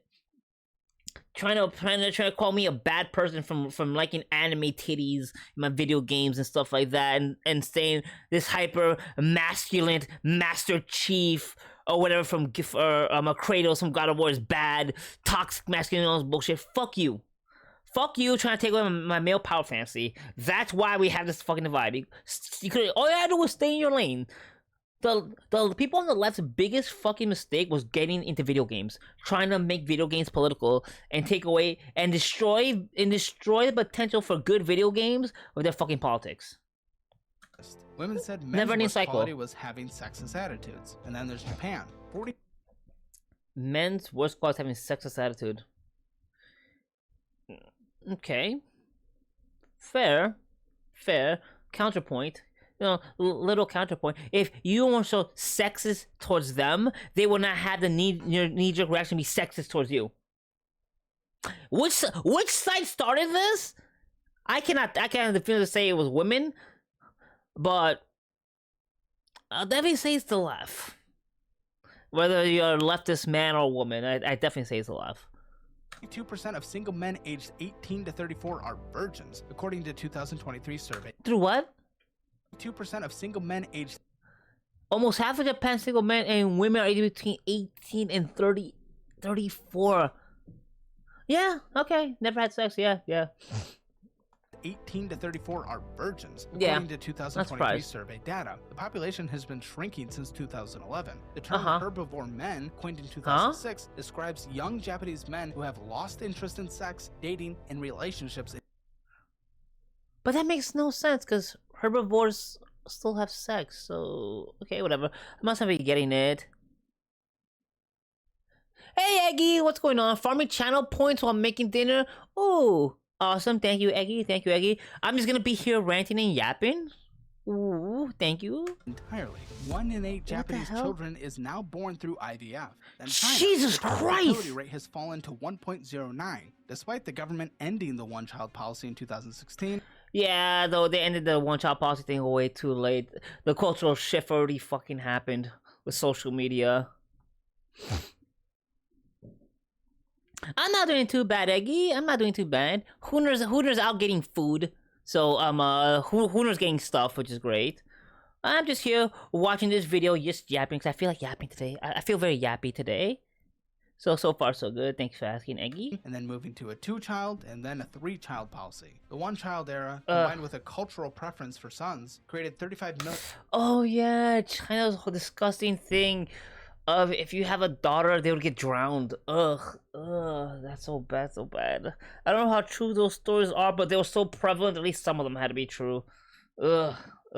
More men than women. Rural bachelor villages have formed in regions with gender ratios exceeding 130 men for every 100 women. Dear Xi Christ. Jinping personally appealed to women at the 2023 National Women's Congress to stay home and have babies. Yeah, okay. Yeah, because the government telling you what to do with your body, that's always worked out beautifully.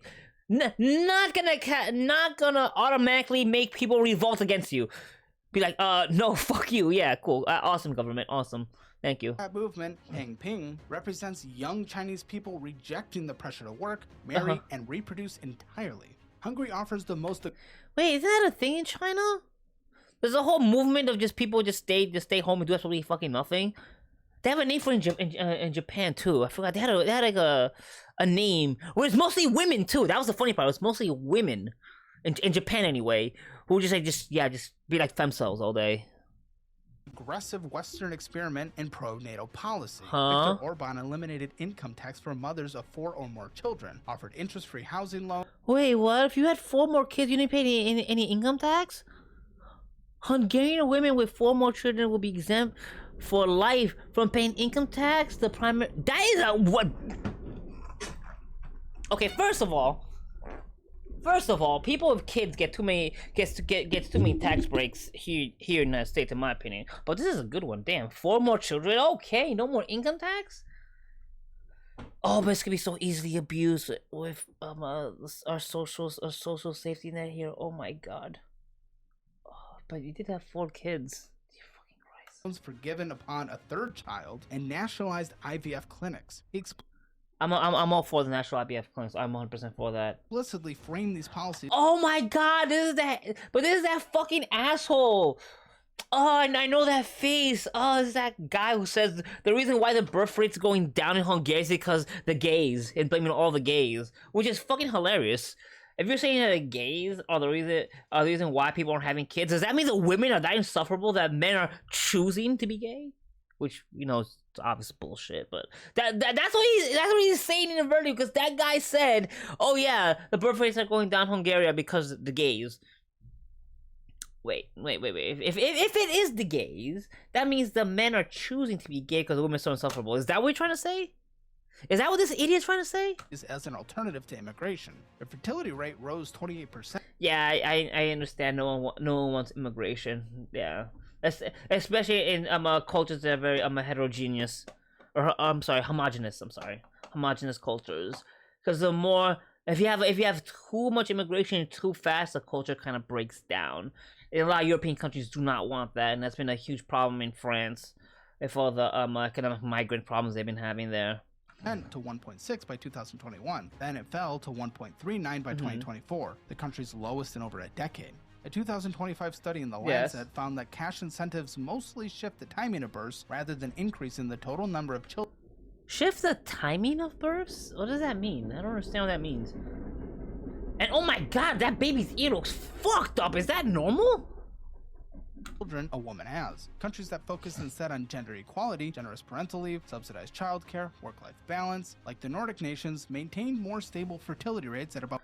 Okay, so, hold on. Generous parental leave. That's good. That's very good.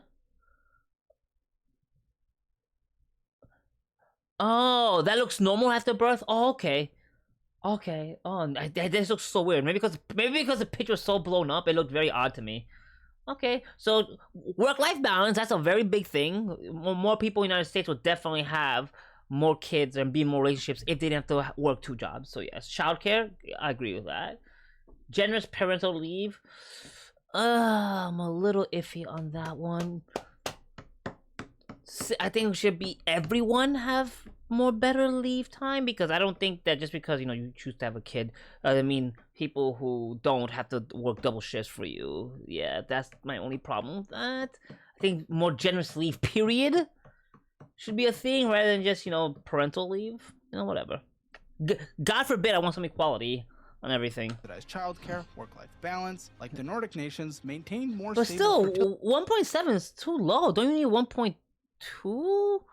1.3 for to keep the birth rate up, to not only be stable, the replacement rate, isn't it 2.3 or something like that? Fertility rates at about 1.7. But no government anywhere has solved this. Not with money, not with policy, not with propaganda. The decline in fertility, in partnering, in sex itself is civilizational, and the dating apps just accelerated what was already underway. The financial pic. I wonder what they mean by that. That's interesting. It's civilizational. Okay. This is gonna be random brainstorming here. Shut up, phone. Random brainstorming here. Just random brainstorming here.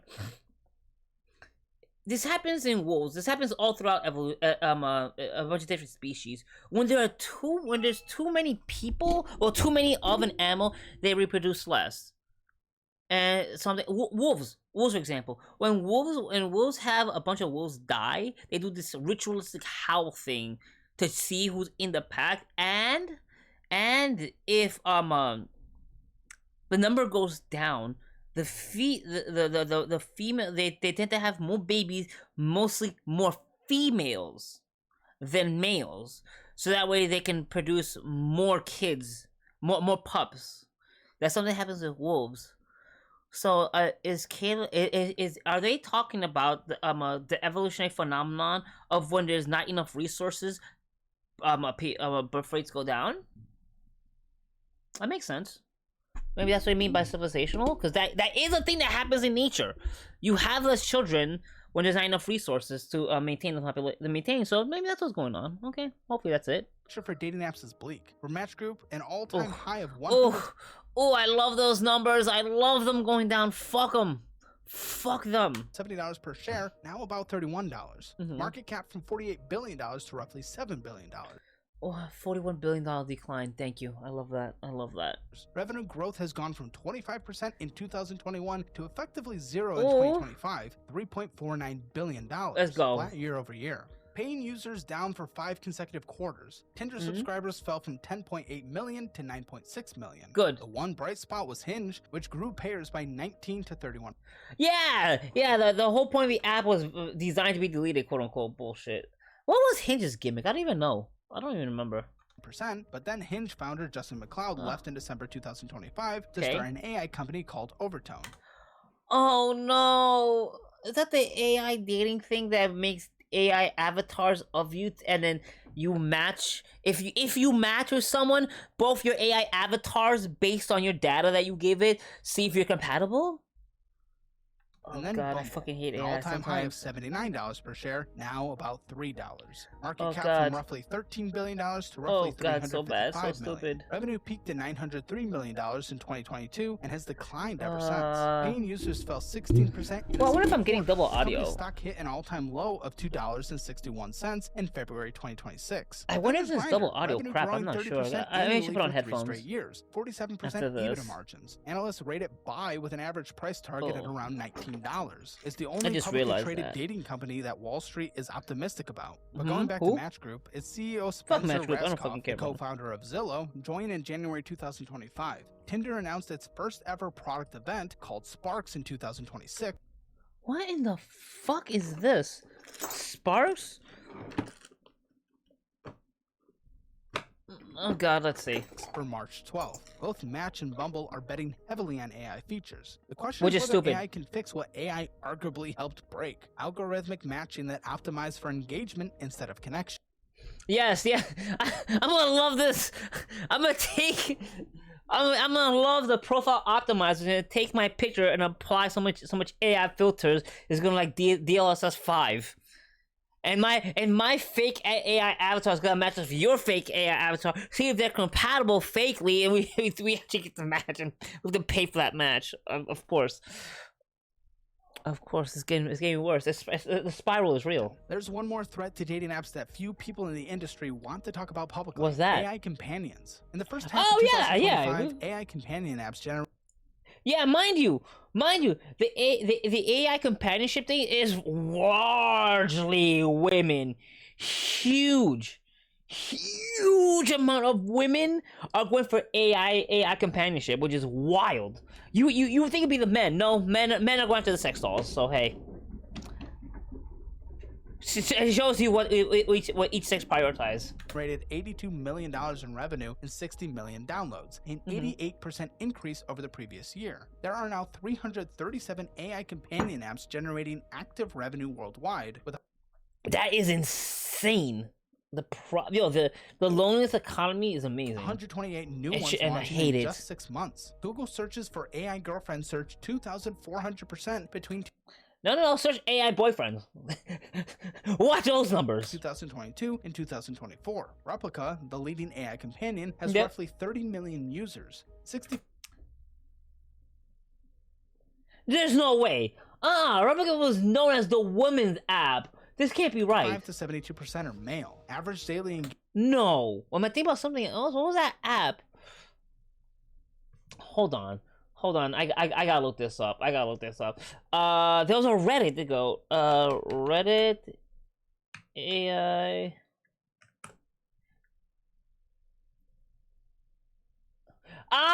Yes. Okay. Yeah, I'm thinking about this. Okay. They don't specify which, but there's this subreddit. Let's see. You have to request to post and join. What are the numbers on this Reddit? Let's see. That's best. Let's see.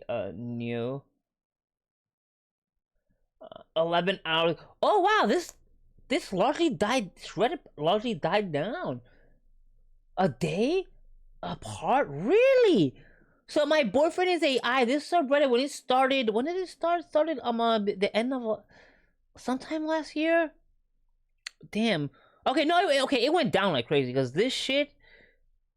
Okay. 80,000. Okay, created August 1st, 2024. Yeah, because this shit really blew up in the middle of 2025, where they were if, like right now there'd be a post like every minute, if that. It would be more like every couple of seconds, and oh wow, this place really went downhill. Okay, I guess I am wrong about that. Wow. engagement is 2.7 hours. Heavy users spend 12 or more hours per day. 60% of premium subscribers report having a romantic relationship with their AI. That is Character.ai insane. has roughly 233 million users who spend an average of 93 minutes per day on the platform. That's 18 minutes more than TikTok. Match Group That is wild. Anytime you spend more time on TikTok is crazy. It's Group's insane. own internal data shows 16% of American singles have interacted with an AI companion romantically. Among Gen Z specifically, a third of single people The Gen Z ones fascinates me. I thought Gen Z would be a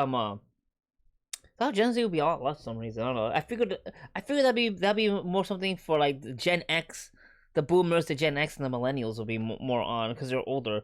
The Gen Zs, I just would think they wouldn't care at all yet. have done so. Among teenagers 13 to 17, 72% have used some kind of AI companion. Teenagers? Oh no! Oh no! This is gonna fuck them up more. Oh no!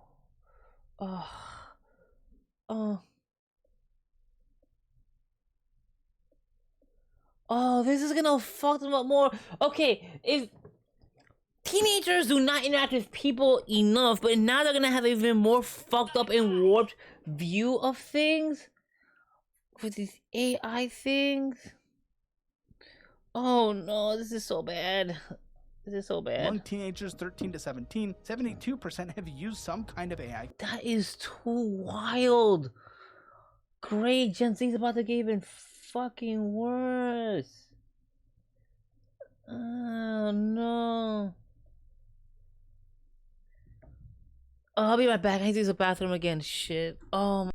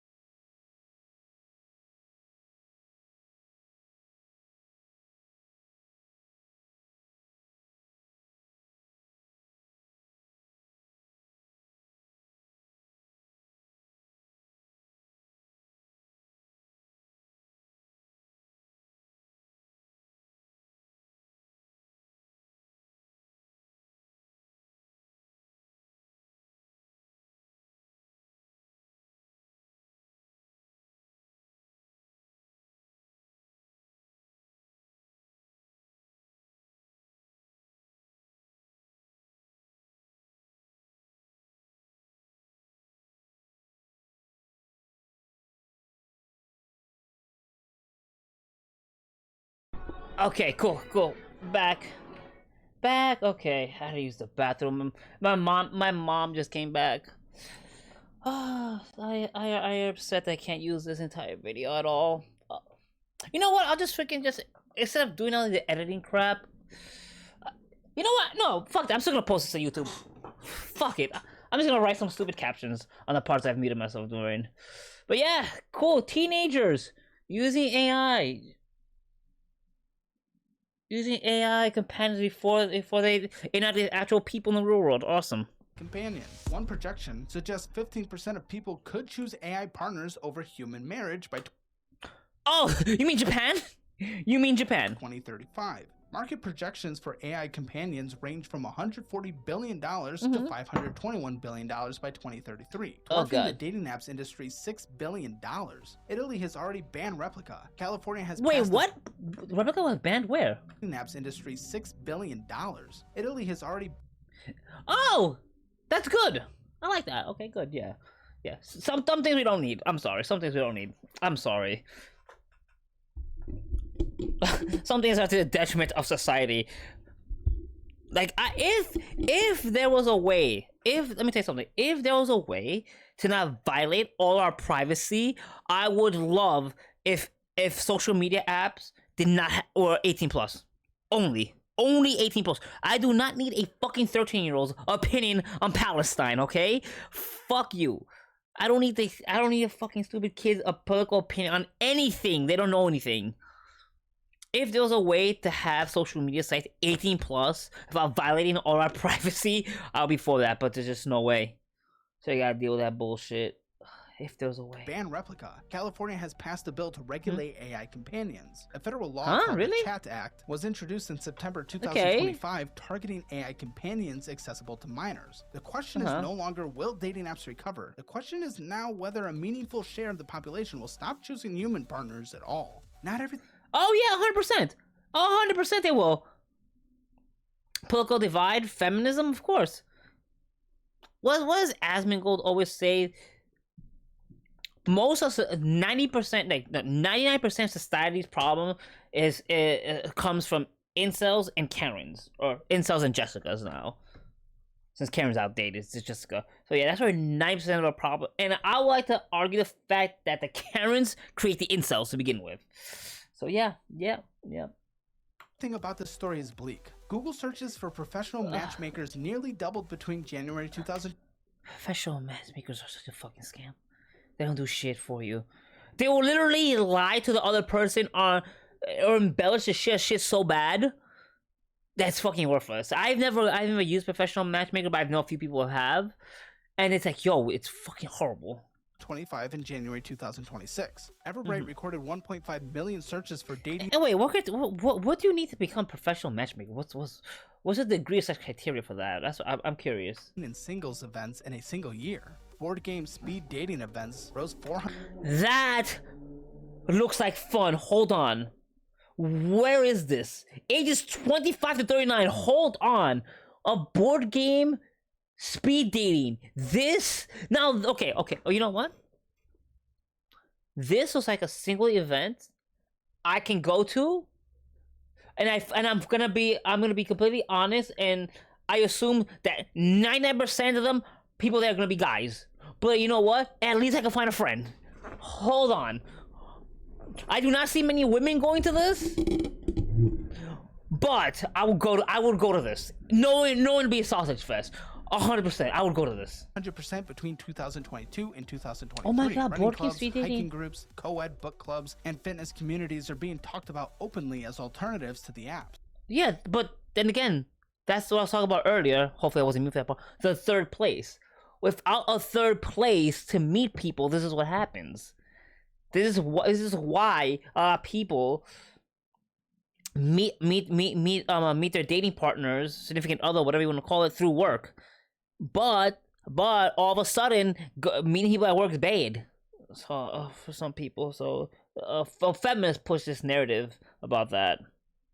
It's not even a feminist. No, it's not even a feminist. Just bitches in general. They just some asshole bitches.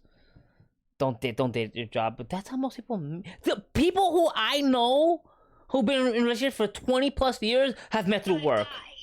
So yeah. The Thursday app, which only activates on Thursdays and focuses exclusively on real-world events, now operates in over 60 cities. Hinge itself spent $2 million to support over 100 real-life social groups, which is a fairly remarkable admission that digital-only dating may not be enough. There's a cultural shift happening too. Among Gen Z, not being on dating apps has become a status signal. Not having Instagram is considered attractive. Saying you met people in person Wait, is a what? flex. Hold on. Hold the fucking phone here. What? Not having an Instagram is attractive? Wait a minute. Wait a minute. Hold on. I might be on board with this. Cause I try not to look at social media at all. Enough. There's a cultural shift happening too. Among Gen Z, not being on dating apps has become a status signal. Yo, yeah, obviously.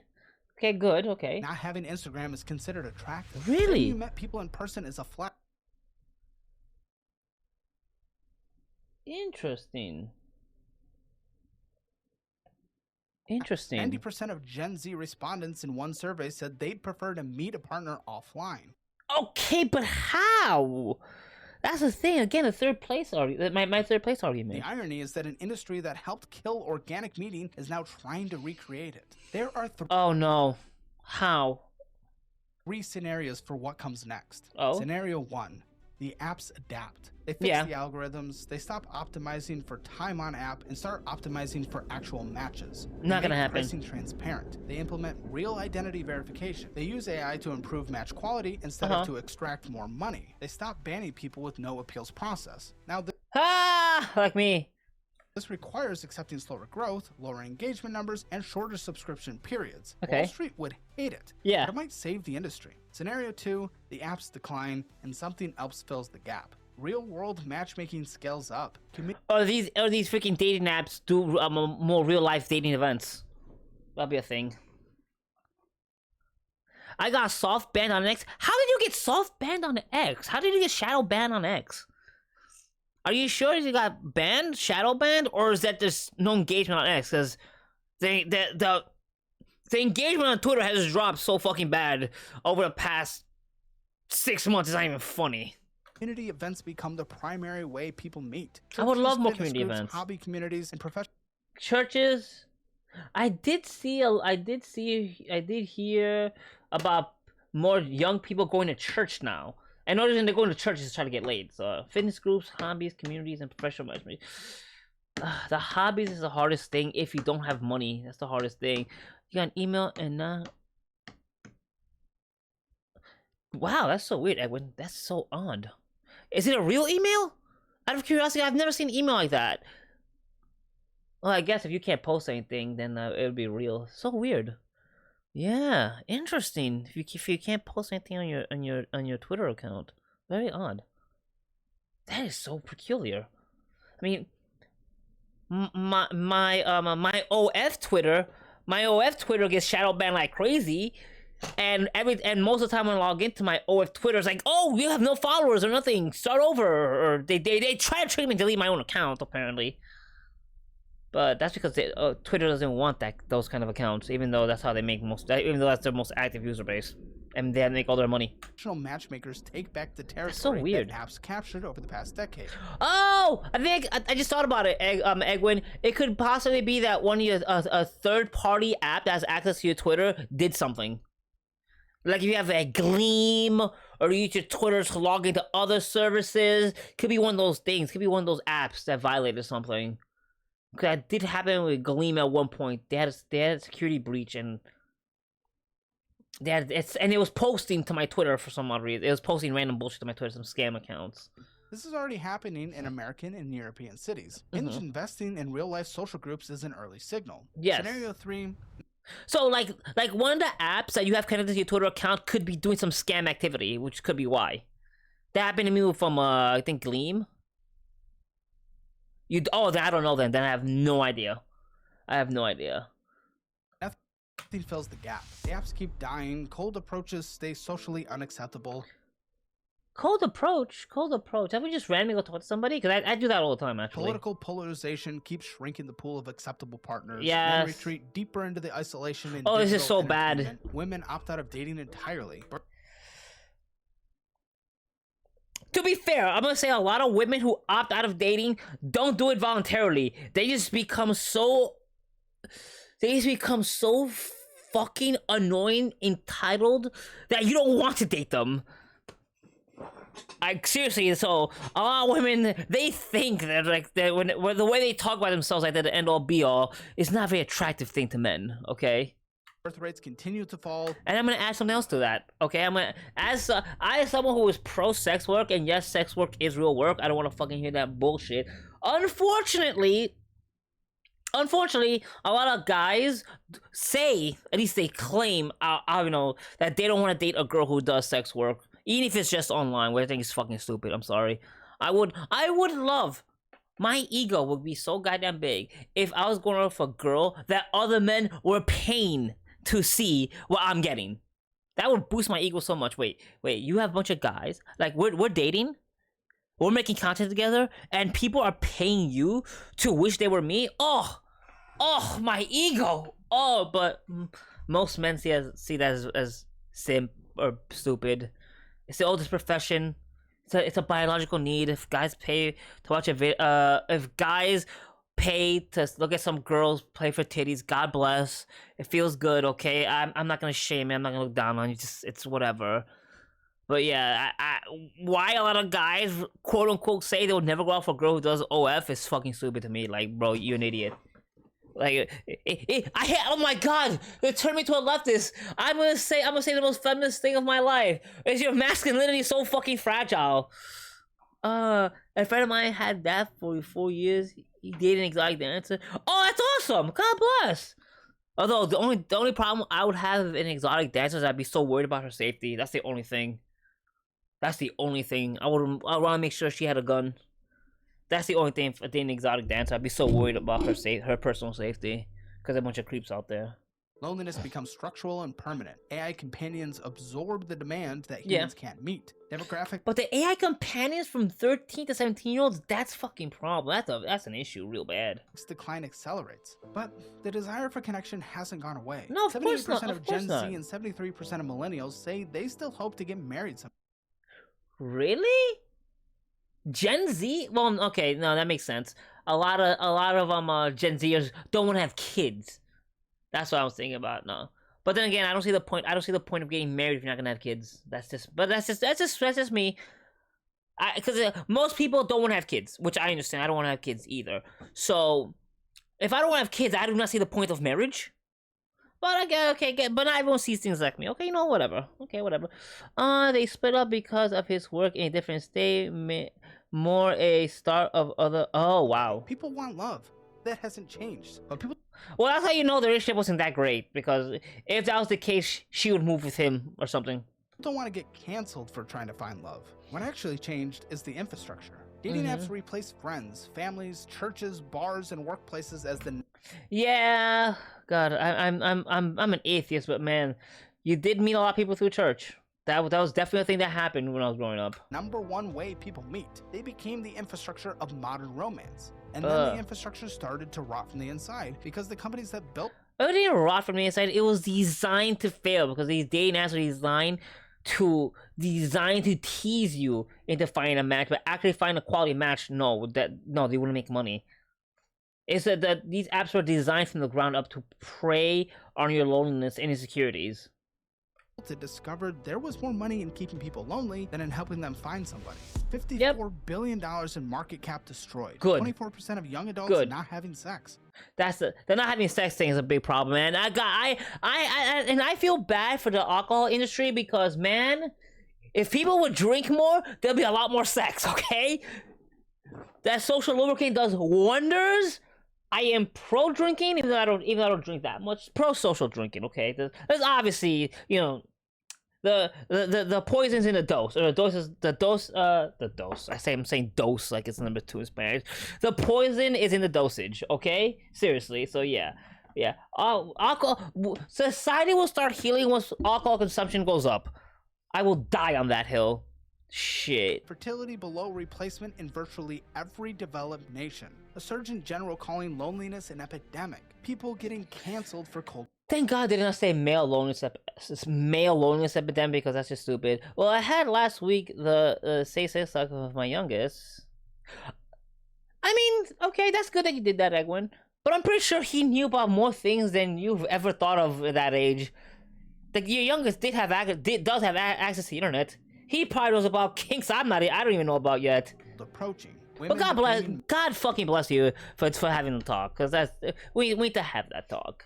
Men on apps like T. AI girlfriends for the loser men with 233 million users. 233 million users, wow.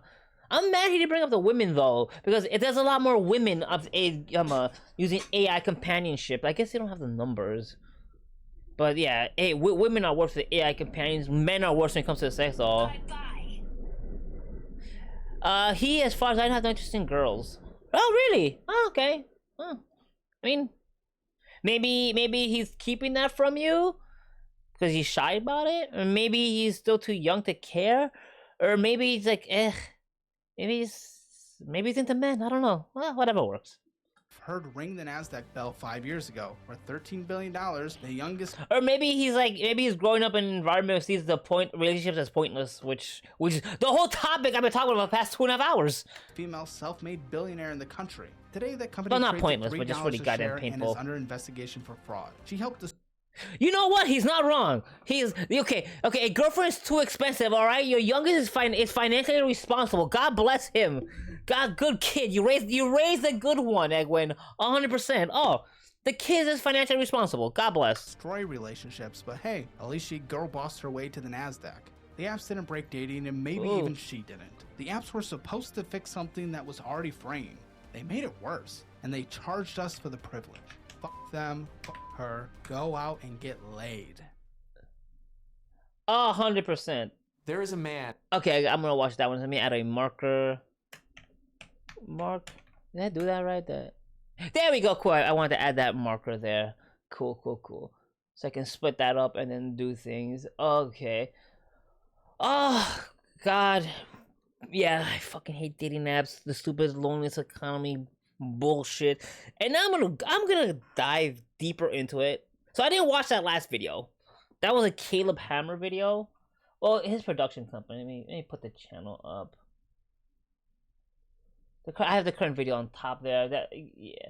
Let me subscribe to Front Page. Oh, that's definitely Caleb Hammer. They talked about Dollarwise. Dollarwise is his app. Caleb Hammer is an amazing content creator. Front Page, subscribe. I have the video in the top, and let's go to the next video in the playlist. The dark side of OnlyFans economics. Let me post the video here in the chat. We're gonna need that. It's gonna be awesome.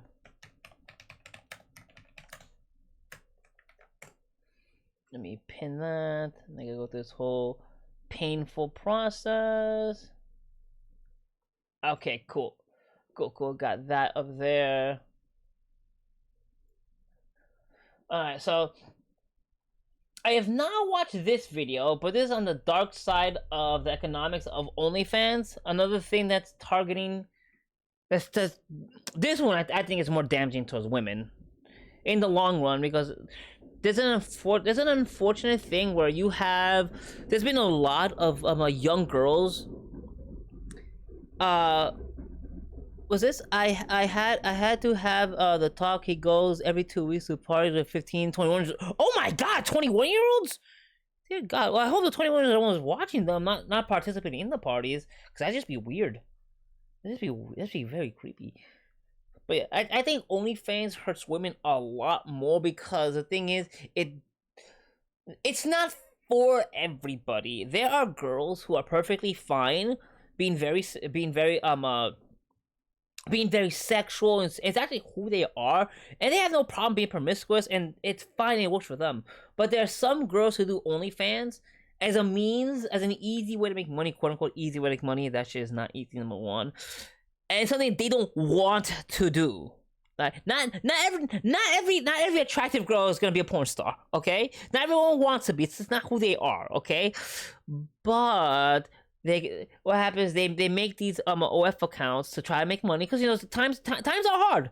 Times are fucking hard. Okay, and then they see the problem of anonymity on the internet, which is you have men inboxing the most disgusting things that's gonna make you hate men. One, so, on this video, I'm pretty sure. So we talk about OnlyFans and how it hurts women. I'm gonna be shitting on the men. When it came to dating apps, I was mostly shitting on women. This video, I can foresee I'm gonna be shitting on the men more than anything else because OnlyFans hurts women and embolden guys to devalue them, which is a catch-22 because you objectify yourself to make money and get mad when men objectify you, and it hurts you psychologically. Don't get me wrong; it's a catch-22.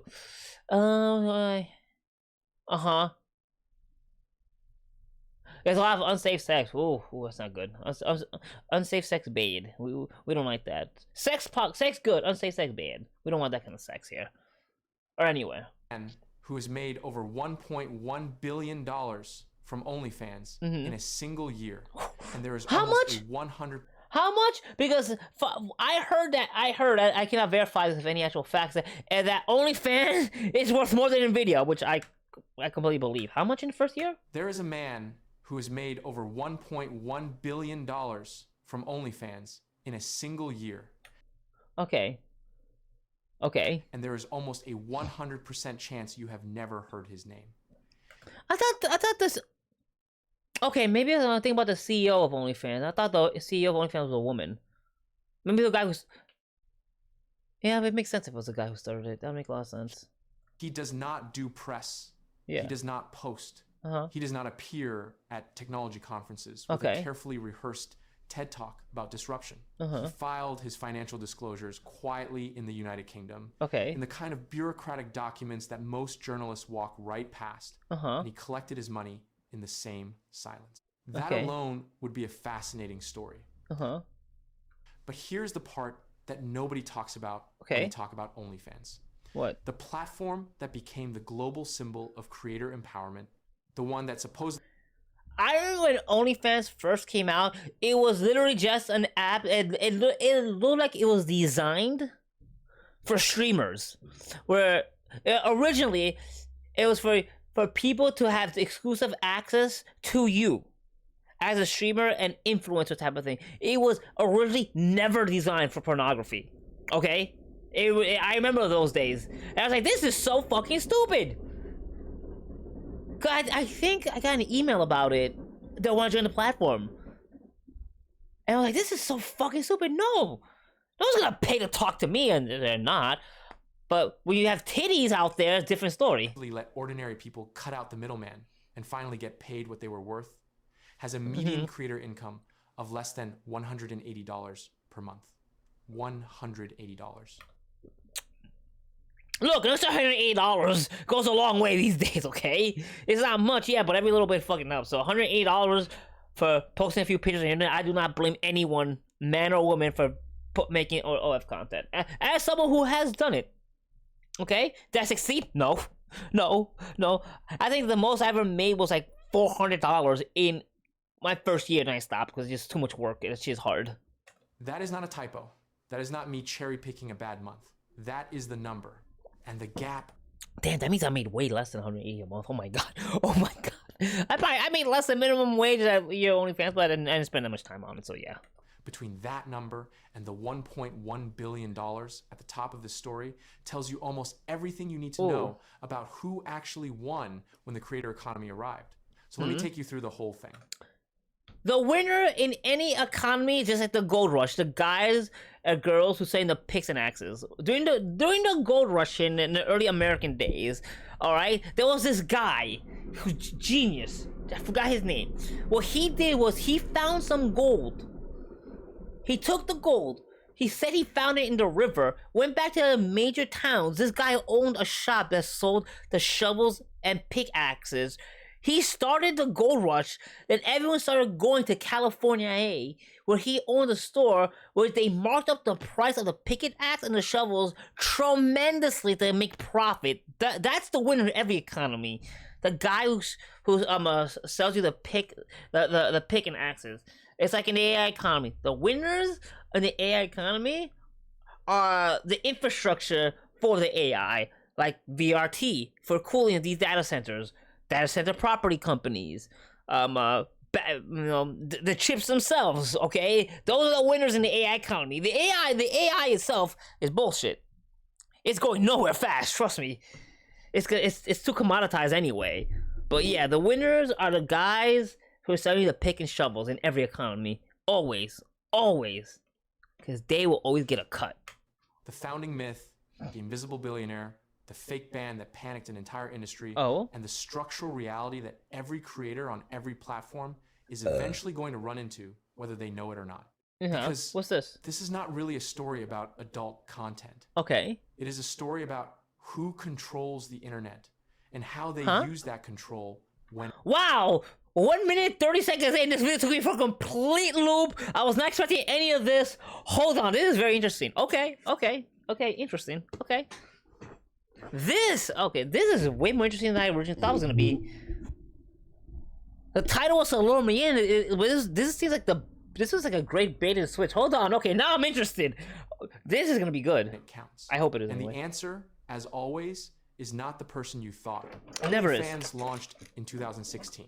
Tim Stokely, a British entrepreneur in his early 30s, built it in London on a premise that was genuinely simple and genuinely powerful. Which is? Creators could post content behind a paywall. Yes. Fans would pay a monthly subscription to access it.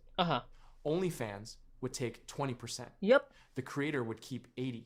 And the whole thing would operate without the algorithm-driven starvation. I wish Twitch was like that. Damn. Can I get my 80% Twitch? It's what, 55-45? Twitch gets a 55? Which is why I don't push subscriptions or push people to sub to my channel, because I'm sorry, like, one, times are hard, that's the number one reason. But two, I don't get to see much of it. Do I appreciate every time I get a gift sub? I get someone resubscribing? Oh, hell yeah.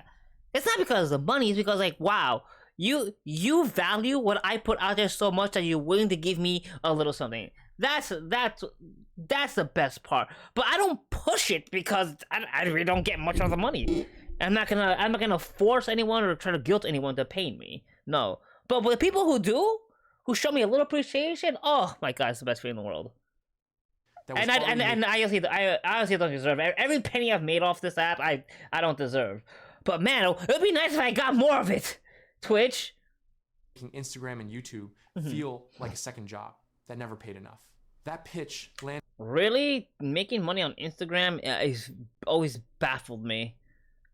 Like, damn. I mean, I never got not subscribers, sponsorships or any of that shit, but damn. But those stupid ads are so fucking annoying. Those fake ass influencers with their ads, especially the TikTok shop shit. That's so fucking annoying. Ugh. I just instantly skip those. At exactly the right cultural moment. The gig economy was booming. Trust in traditional employment was eroding. Yeah. And the idea that you could monetize your audience directly rather than renting access to them from a platform felt genuinely revolutionary. The marketing... Well, yeah. I mean, think about it in hindsight, yeah, but when it first came out, a lot of people thought it was fucking stupid. Like, but then again, we were probably... I was under the assumption that there not being nudity on OnlyFans when it first came out. When I first heard about it, I first saw it back in, 2017, I think I first saw it? When I got that email asking me to join as a creator?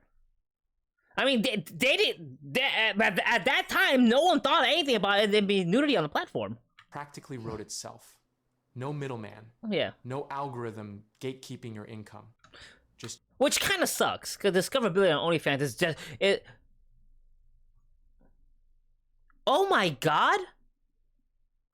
Wait a minute. Wait. Hold on. Who has better discoverability, OnlyFans or Twitch? They both are really bad discoverability. Because there's... Okay, Twitch but by a little bit because OnlyFans has no search functionality whatsoever. Oh my god. Oh, Twitch barely beats OnlyFans in discoverability on the platform. Wow, but not by much. My own music for my own channel. Ooh, that'd be cool. Nice. Having your own music, that's cool. That's a cool project to be in as a creator. You and your audience. Yep, wow. You heard that right. What? No middleman. They said that with a straight face. Yeah. For the first couple they of years, are the middleman. OnlyFans grew steadily but not explosively. Okay. Fitness trainers used it. Musicians used it. Really? Fitness trainers. Wow, okay. That I would have never guessed. Chefs used it. Okay. The platform was designed to be content agnostic. And for a while, that was mostly true. But there is a reason that by 2019, the vast majority of the platform's traffic was coming from a very specific That's awesome, Egwin. I love that. Content. Adult creators discovered that OnlyFans solved the problem that had plagued their industry for decades. Payment processing. Major platforms refused to touch them. Banks you have to be in on that. Credit card companies applied extra friction at every step. See, one of the miracles of OnlyFans really is that a lot of payment processors look down on pornography, oddly enough, even though they all work on Visa, MasterCard work on all the porn sites. But why is it for small-time creators it's a problem? I don't understand. OnlyFans, almost by accident, had built infrastructure that worked for them. Okay. And when adult creators moved in, they brought their audiences with them. And the growth curve went nearly vertical. He doesn't mean vertical, he means parabolic. He means parabolic, okay? Because that explosion was not just no. GameStop short squeeze during the pandemic was nothing compared to the explosion of OnlyFans when they started having adult content. My God. Then 2020 happened. The pandemic shut down the entire economy in a matter of weeks. And a lot of people who had never considered OnlyFans started looking at it very seriously. Yeah. The platform added over 200,000 new creators in April of 2020 alone. Creators, by the way. Creators, not new users, not the people paying. That is huge. But it's also why it's very hard to make money on OnlyFans. Like, if you're in the top 10% of OnlyFans, you're making like $50 a month. The people who make money are in the top 0.4% and up. And every point percent upwards on that top creator thing is hundreds of thousands of dollars of difference, by the way. Mainstream celebrities started joining to stay connected to fans. The media wrote breathless Wait, really? There were celebrities who made OnlyFans that didn't do pornography? Profiles about really? Former waitresses and laid-off nurses who were making 5 figures a month from their bedrooms. The platform was processing billions of dollars in transactions. Oh my God, that 20%! Oh my God! Oh my God! Oh, to be an OnlyFans shareholder. If only OnlyFans was a publicly traded company. Why not? I have one. Why the hell not, Egwin? Why the hell not? Do feed pics. See what the hell happens. Watch it. Watch how many subscribers will sign up anonymously. Watch. It'd be hilarious. Exactly. You didn't think of that, huh? Did you? You have judging by your metrics. I mean, you could use FeedFinder if you want. You could use FeedFinder for that. I don't know who pays better, FeedFinder or OnlyFans, but I've only used OnlyFans as a creator, so I don't know about FeedFinder. And growing faster than. But yeah, you'd be shocked. You see, you normally get like what? You get like somewhere between 40 to 80 consistent viewer per stream, and you might get a good chunk of those paying customers. From knees and down or so, and my hands, they would pay when they would pay. Any consumer technology company in history. At its peak, OnlyFans was reportedly handling more transactions per day than some mid-sized banks. God damn! Here's what I want you to keep in the back of your mind as I tell you the rest of this story. More than a mid-sized bank? That is wild, but it makes sense. But I never heard it framed that way. That is so crazy. because it is going to matter in a few minutes. What's going to matter? None of this growth happened in a vacuum. And the platform that was supposedly liberating creators from the tyranny of big tech was at the exact same time becoming extremely... It would not be the first time I've managed an OF page, Edwin. Would not be the first time. ...dependent on a small number of very powerful financial institutions. That dependency is not an accident. It is a design feature of how money moves on the internet. Oh. And it is the reason that what happened in August of 2021 was not a surprise to anyone who had been paying attention. But before I get to August of 2021, I need to tell you about the man who was quietly collecting 20% of everything. Okay, I want to know who this guy is. 20% of every transaction that happens on OF. Because you have girls. Okay, here's the things. Cause I talked to a lot of these girls, and so there's a lot of these girls who have their OnlyFans page set up for a monthly subscription, and don't show anything except for a paid post. So you have to subscribe to have the privilege to see a blurry photo of a nip, right? And then pay to the actual nip.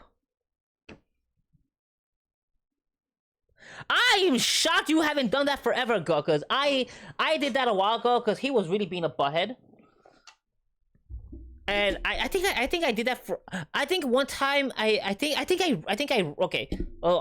rated him, and he was like, oh, like a real asshole about, like, I only had like 4 people. So I just unsubscribed to him and never talked to the guy again. I think I blocked him on everything too. I was like, you know what, fuck you, dude. I decided to raid you, and you treat my raid like it's worth nothing. Fuck you, dude. I know it's not a 100+ person raid. But fuck you, dude. Yeah. Okay. Back to the topic at hand. Got sidebar there. The man. What was I saying? Damn, I thought I was gonna say. Damn, I completely got derailed. But yeah. Oh. To make 20% of every transactional purchase is wild. Like, there are girls who have their pages set up. You have to pay a monthly subscription to get the privilege of being teased, and to get to the actual content you have to pay. So there are girls who milk these simps like that, okay? So wow, getting 20% of all that is crazy. It is wild. Entire time. Leonid Ravinsky was born in Ukraine. Are you Ukrainian? Oh, fucking Ukrainian? God bless him.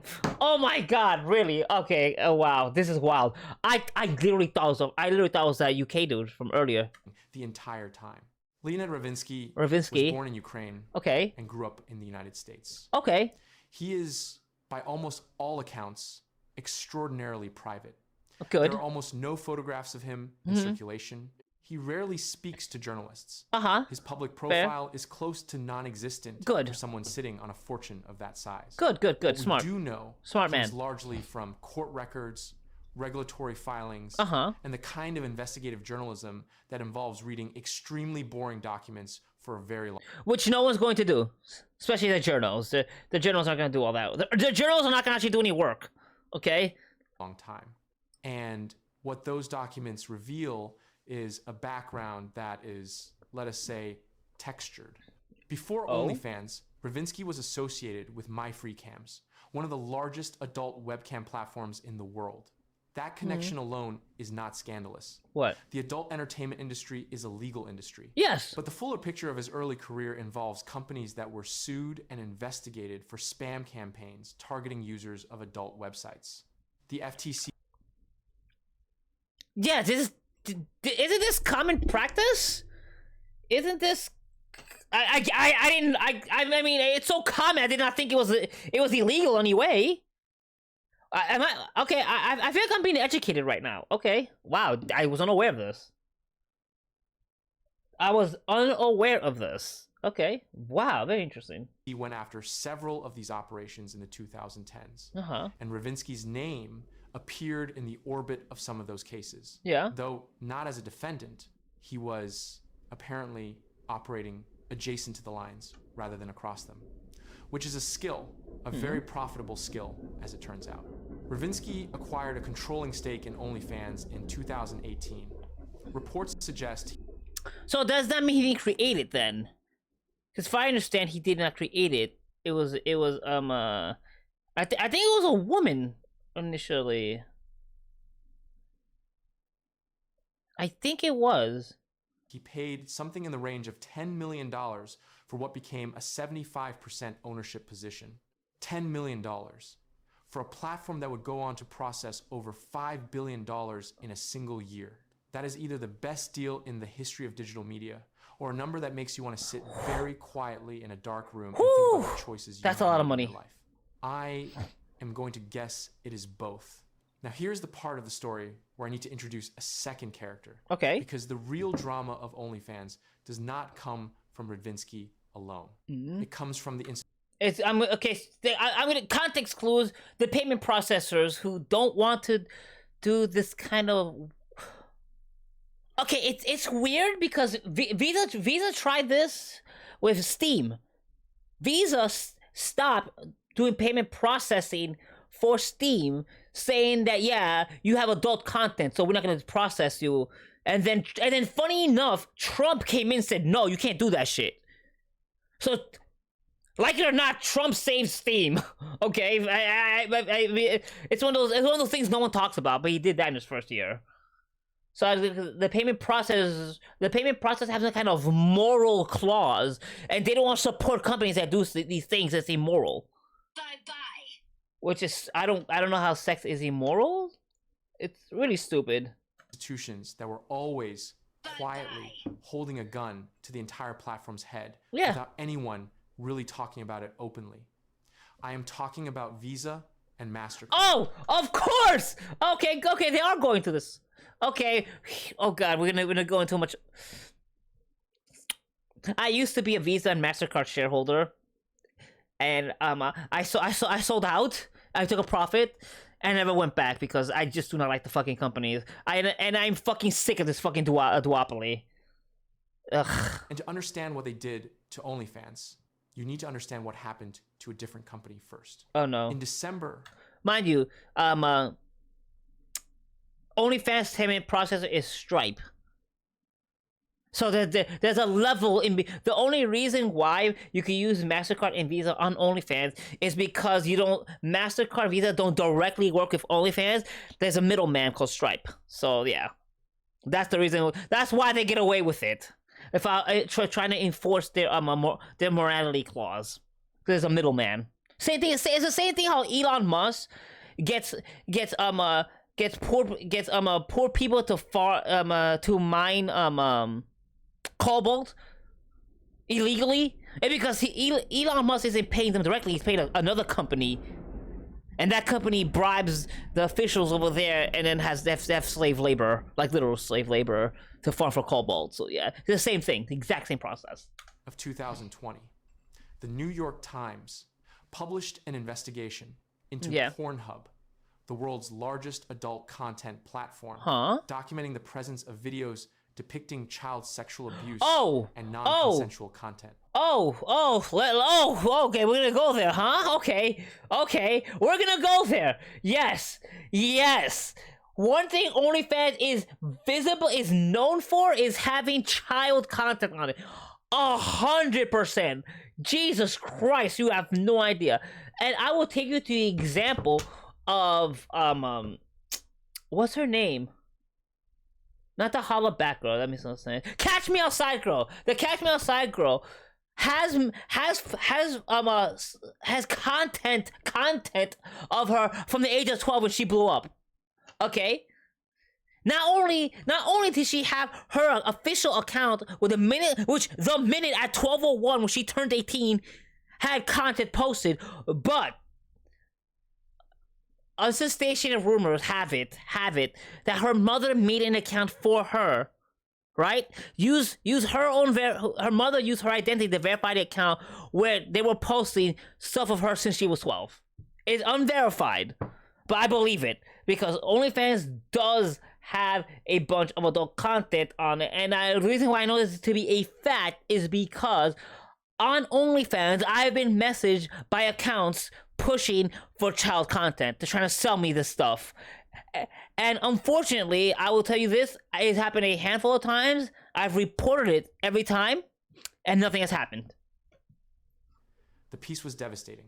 Within days of because it has to be making a ton of money for them. Publication, MasterCard and Visa announced they were suspending their services to Pornhub entirely. Pornhub, which at the time was processing an enormous volume of transactions, was functionally cut off from the global payment system overnight. Okay. The platform was forced. Did that happen? I see. I don't remember that happening on Pornhub.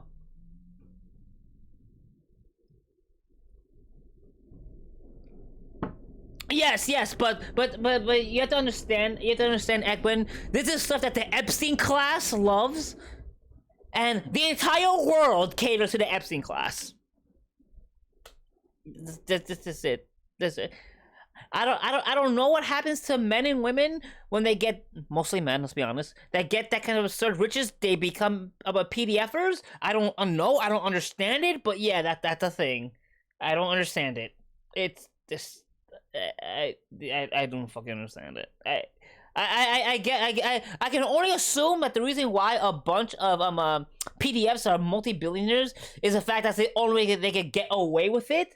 So it drives them to become multi-billionaires, and that's why they're all PDFs, because you know, being a multi-billionaire is the only way to be safe as a PDF. Apparently, I don't know, but it's fucking disgusting. It's horrible. But yeah, but all sites do this. All sites. Instagram has a bunch of child stuff. It's harder to find, but it is there. I've ran across it. X, Twitter, oh my god, there's a ton of it there. But they've gotten smarter. Where on Twitter, TikTok, Instagram, what they'll do is they'll get you. The accounts. Okay, here's how they work. Okay. And I have seen these scams. And I've read up on them. So what they do is they will steal pictures of a legal 18 girl who looks young, or it'll be a girl who's of age, and they use AI and filters to make her look younger, right? They'll get you in with that first, and what they'll do is they'll link you to their Telegram account. Then from there, they'll start selling you the PDF content. That's how the scammers do it. That's how well, not scammers, they're actually giving you what you pay for if that's what you want, which is fucking disgusting. But that's how it's being done. That's how they're circumventing a lot of things. This is how, yes, it is disgusting. It's fucking disgusting, yeah. This is a thing, and it's very prevalent. There's a lot of it, unfortunately. Ugh. And let me tell you something. A lot of the reasons why I can spot these guys is because I used to work for a gothic social media website called Vampire Freaks in the early 2000s, and I have seen a lot of this stuff happening. But here's something that people don't talk about, because I had unlimited access into people's inboxes, private messaging a lot there. From what I have seen, a lot of young girls, man, this is in 2000, the year 2000, all right? A lot of young underage girls would send photos of themselves to older men to get paid. So this has been a thing that's been going on. Because for all we know, all these accounts, they could be little girls. They could be little fucking girls selling their own shit, which I have seen before. This is something I have seen firsthand. And one of the reasons why I had to quit doing that, because I got so sick. I've seen so much underage content reporting it to the FBI, because we reported everything to CSAM. So I had to report stuff to the FBI. They came to a point where I saw so much of that stuff, they didn't bother me, and that's when I quit the job. It's like, I can't. It doesn't even. I've been so desensitized, so I couldn't. I stopped. But yeah, I had to report all those images to CSAM, the FBI, which is and what CSAM is, it's a database of these images that get turned to a bunch of numbers, and when pictures get sent around to the internet, it gets filtered. If they match, it gets flagged as child stuff, and the FBI gets involved. So I submitted a lot of CSAM reports when I was doing that job, and that's why I can spot these things. I see them all the time. Cause I have seen the early beginnings of the scam. Well, not scam, of this disgusting PDF child content stuff. To delete I've seen it from early days of internet. Sweeping verification systems. Its parent company, MindGeek, eventually MindGeek? Why does that sound familiar? Isn't MindGeek a PayPal processor? PayPal bought them, right? Oh, I'm thinking about Braintree. No, I'm thinking about Braintree. Never mind. Imploded under the weight of lawsuits and regulatory pressure. This was a genuinely important piece of journalism about genuinely serious crimes. Okay. But the financial industry's response to it set a precedent that had nothing to do with crimes and everything to do with risk tolerance. Because what Visa and Mastercard... Did you hear that? Risk tolerance. Translation. Okay, how much child pornography can we keep on this site where it doesn't hurt us financially? Where we're dealing with fines and takedown requests and the expense of takedown requests becomes the cost of doing business. Oh God, this is Mastercard discovered in that moment was that they had an enormous amount of leverage over any platform that depended on their networks, and that using that leverage generated almost no political blowback when the target was the adult content industry. They filed it away. So, wait, was Visa card, MasterCard being the good guys here to target them for child pornography and stuff? Because if that's the case, I changed my entire stance on Visa and MasterCard. I hate the damage done to adults, but hold on. Are Visa and MasterCard actually fighting PDFs? Hold on. Wait, I think that this might have changed my opinion on them. And they kept watching. OnlyFans knew what had happened to Pornhub. Yes. They watched very carefully. Yes. They had already spent years building relationships. I wonder if that's an active reason why OnlyFans does not have any discoverability. Because on OnlyFans, did I submit ID? Yes, I did. I did submit my ID for OnlyFans, and same thing for Fansly. I do have a Fansly. I just never actually used it. I made a creator account, never actually used it. Fansly is not known for having child content on it, but Fansly has a bunch of features where you can connect Fansly to your Twitch, so your followers on Twitch can find your Fansly. Fansly has a lot of discoverability. I wonder if that's why OnlyFans has no discoverability features to hide the child pornography. Oh my God, that is gross. With payment processors and banks, wow, positioning themselves as the responsible alternative. The platform with verification systems and content moderation and a commitment to keep the content moderation on OnlyFans is probably just as good as it is on Twitch. Damn. Twitch and OnlyFans has a lot of stuff in common. The more I think about it, hold up. Keeping everything legal and consensual. They had put real infrastructure behind those claims. And for a while, that positioning worked. Yeah. But by mid-2021, the banks were getting nervous again. Okay. The platform was growing so fast that its risk profile was becoming impossible to ignore. The volume of transactions was enormous. Yeah, of course. We're talking about porn here. We're talking about porn. A lot of people never admit to paying for porn, but they do. Just because they don't admit to it, they'll lie about it. But they do. I mean, for God's sakes, New York and California, no, Long Island, New York State, not New York City, but Long Island has, like, didn't they contribute millions of dollars just to OnlyFans? Just to OnlyFans? Reputation. In tips or subscriptions. I don't know which one it was. It was crazy. Wait, hold on. Now I gotta see how many simps are on Long Island. Hold on, I gotta look at this. Number of OnlyFans payers on Long is okay, here it is. Oh, okay, cool. Yeah. Here it is. Dirty-minded Long Island residents outspend entire European nation on OnlyFans. Okay, there we go. So yeah, the Simps on Long Island. How much did they spend? Smut Central in the metro area involves a joint 7 million people among the 4 countries who have collectively blown in 52 million so far this year on the site. An amateur Pornhub Pornhub where patrons can purchase content and pay to interact with adult creators. How much Long Island? Okay, here we go. Nassau and Suffolk counties, that's Long Island, combined 21.5 million, wait, what? Wait. I'm sorry, wait. 21 million, that translates, wait, what, wait? Combined, it translates to roughly, that's, why would you use translate here? Whatever. To $72,000 for every 10,000 residents. Also being nearly every country and what?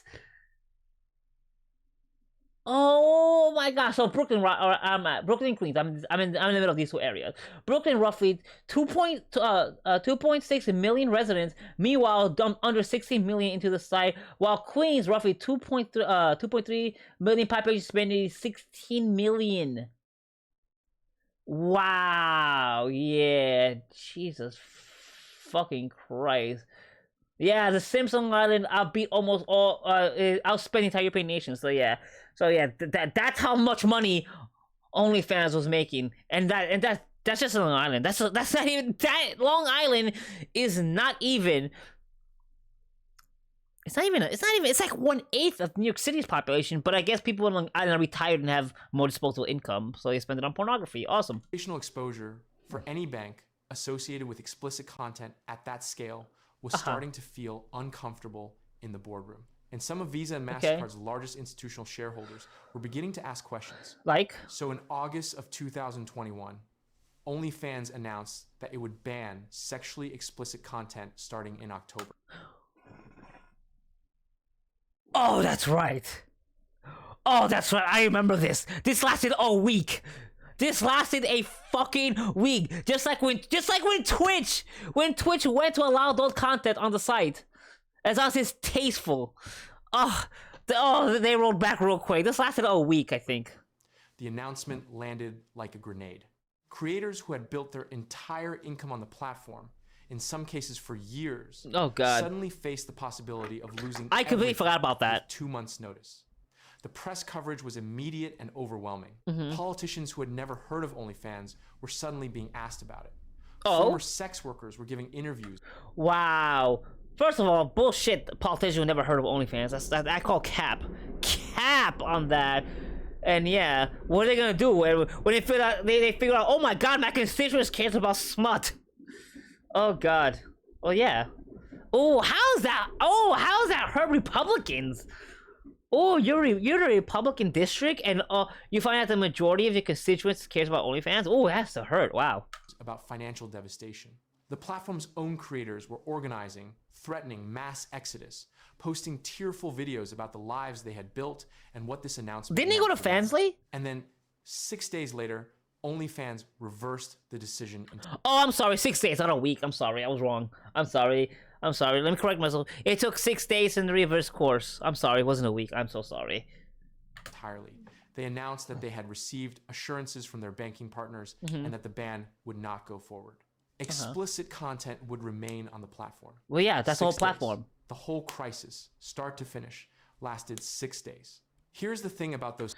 Completely honest, no one is gonna use OnlyFans. There's just porn on it. Same thing with Fansly. No one fucking cares. That's all people care about. That's it. So it's the oldest profession for a reason. I mean, why is this an issue? Does no one remember the war between Betamax and VHS? All right. I mean, no, actually, no one. No, probably no one here is. Oh my God. Yeah, I'm old. The reason why Betamax failed, even though Betamax arguably was a better technology for video quality, is because VHS allowed pornography. That's why VHS won the war. That's it. And let's be honest, on the early days of the internet, it was used for pornography. The internet would have not made it past the early days without porn. Let's be honest here. This is what drives everything. The women want to sell it, and the men want to buy it. Come on, it's fucking fairly simple. Let's not pretend we're not human beings here. Let's have an adult discussion about this thing. Let's make it safe, okay? And let's keep children off of these porn sites, okay? Cool. 6 days that most it's not that hard. Missed entirely. OnlyFans did not reverse course because of the creator backlash. Hell no. The backlash was real, and it was loud, and it generated enormous press coverage. Which they don't care. They reversed course because they figured out, oh crap, well, they knew. They had to have known that they weren't gonna make any money. I guess the banks realized, like, oh shit, we're not gonna get our cut from the OnlyFans market. We better tell them, hey, fuck that, we fucked up. Keep the porn. But that is not what moved the needle. The reversal happened because OnlyFans had been in conversations with payment processors and financial institutions throughout the entire period. And those conversations ultimately produced whatever assurances the platform needed to continue. Yeah, of course. The creators did not win. The payment processors made a business decision. Those are two very different things. Yes. And confusing them is how you end up believing a story about creator power that is not actually... Oh! I mean, I guess if you don't know about the inner workings of the stuff, you would assume that, yeah, they reverse course that the creators' voices were heard. No, not at all. No one cares. No one cares about the creators. They care about the money, Lebowski. About creator power at all. What those 6 days really demonstrated was the fundamental architecture of digital financial infrastructure. Yeah, that OnlyFans has the power to control this. Like, fine, all right, we won't make any money. We'll die, and so will you. It is not flat. It is not distributed. It is not democratic. Okay, can we say there's nothing wrong with being flat? Okay, as long as you're of age. Okay, flat is beautiful too. Okay, let's not discriminate. Okay, please. It is a series of choke points controlled by a small number of institutions, and every platform that processes money for adult content, legal or otherwise, operates at the permanent pleasure of those institutions. The creators on OnlyFans were not free. They were free until Visa decided they were not. And then they had 6 days of uncertainty before Visa decided they could go back to work. That is not the creator economy. That is a landlord. Let me tell you something about the economics underneath all of it. They're not free, they're a landlord. Well, yeah, that's why you pay 20% to host there. OnlyFans takes care of the hosting and a bunch of other stuff. You make the content, you know, a 20% cut is very fair. Twitch, I'm looking at you, Twitch. A 20% cut would be fair. I mean, I would like whenever I get subscriptions and give subs that I'd get you know more than 50% of, you know, more than half. Okay, I put out all the work. This that makes it even worse. The OnlyFans pitch is built on the idea that creators keep 80%, and they do. Yes, that number is real, but 80% of what? The platform has over 200 million registered users. Sounds enormous. 80% of what the revenue you bring in. Yeah, obviously.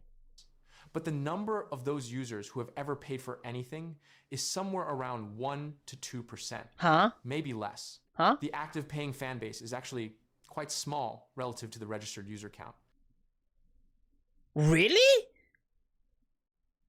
So wait, you mean to tell me only if 1% or 2% of the user base is the only ones paying, right? And people are making all these millions of dollars, right? Does that mean, just like Twitch, it's all the whales? Wow. Wow. Most on Twitch never pay as well. Well, yes. That makes sense. But I would have thought, with one of the key components of OnlyFans being paying for content, like one of the key things, I would assume there'd be at least a 50% portion of the user base paying.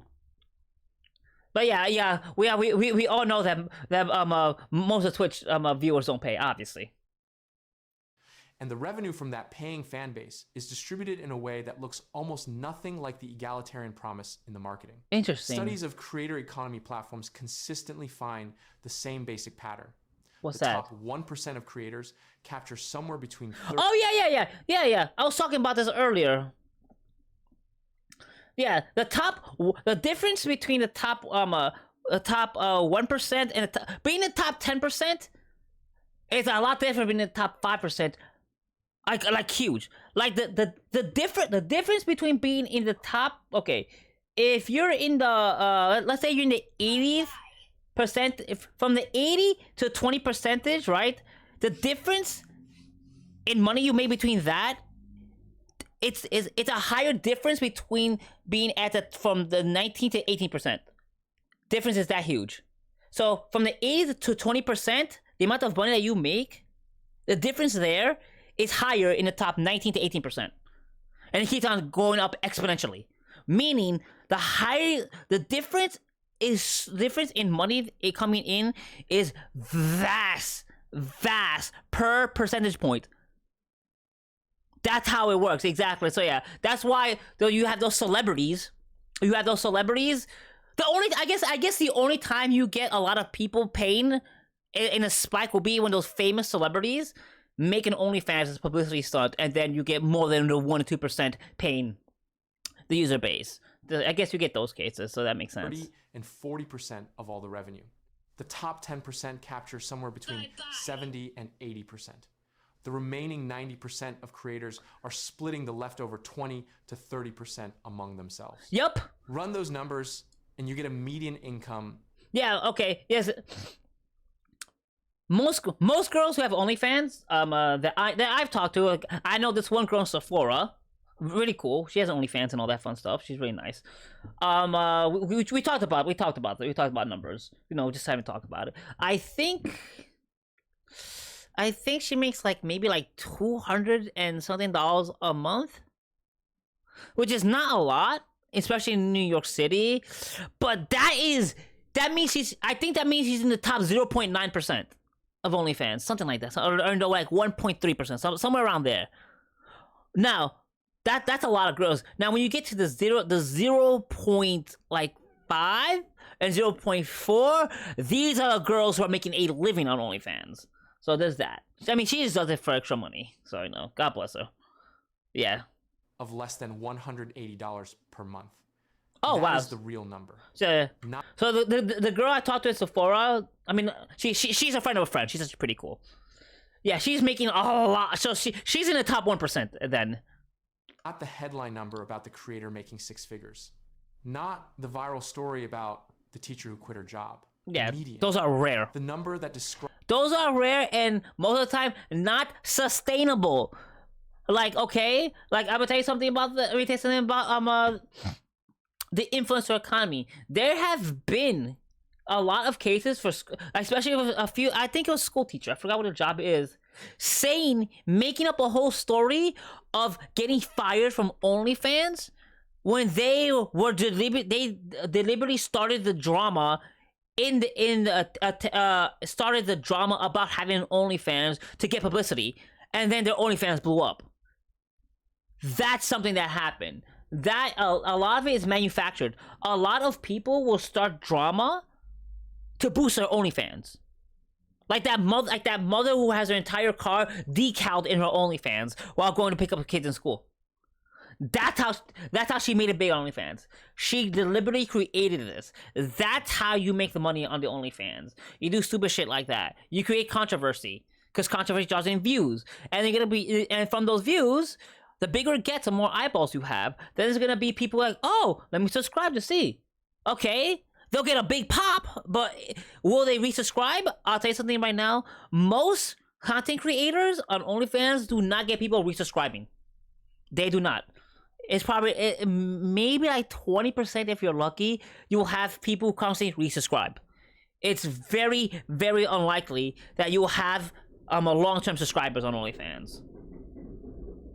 Describes what a typical creator actually makes when you strip away the survivorship bias and look at the whole distribution.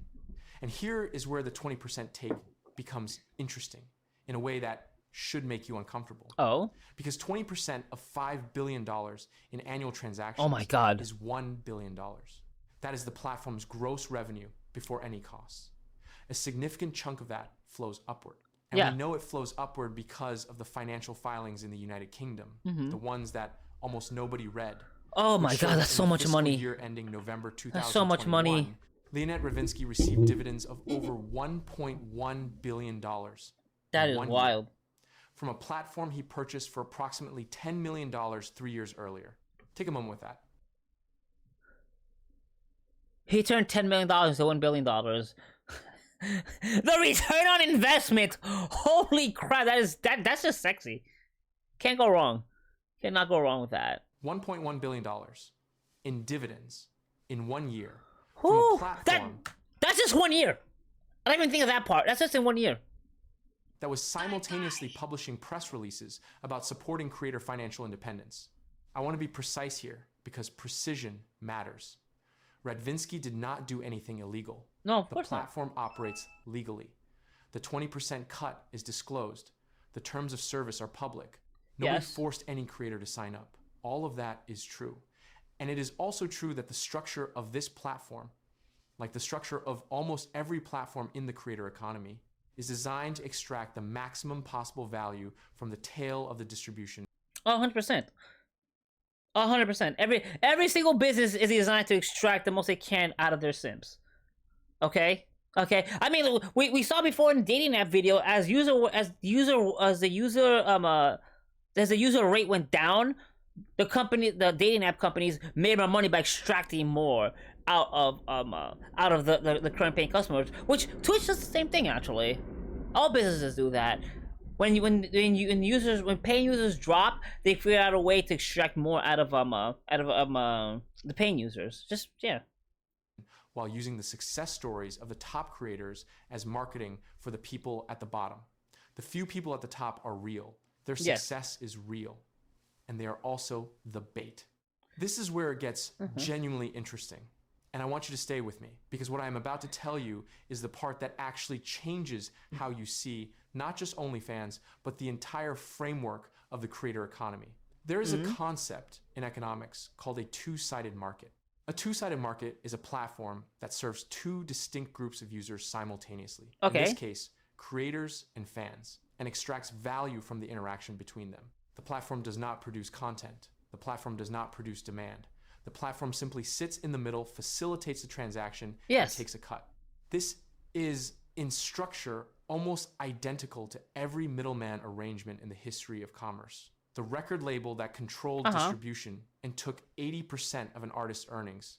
The literary agent that owned the rights to a writer's catalog. The gallery that controlled access to collectors and took 40% of every sale. The OnlyFans pitch 40% was that it was different. That the 20% was fundamentally unlike the 80% that a record label took. Because at least record labels are fucking awful. And mathematically, yes, 80 is more than 20. Yes. But the label also provided studios, producers, marketing, distribution, and radio promotion. That, by the way, the artists had to pay back, by the way. For those who don't understand, in the record, at least in the United States, the record labels, they do all that stuff for you, but you have to pay them back from your cut, by the way. OnlyFans provides a... OnlyFans, as far as I know, doesn't do that. So, yeah, OnlyFans is more honest about the distribution there. Website and payment processing. The question is not what percentage they take. The question is what they do with it. Who accumulates the power as the platform grows, and who is expendable if the business model changes. And the answer to who is expendable showed up in August of 2021, when the platform was willing to throw its entire creator base under a bus in the name of banking relationships. Wait, I thought that whole thing was a stunt, though. Like, I've always thought when they announced that it was a stunt.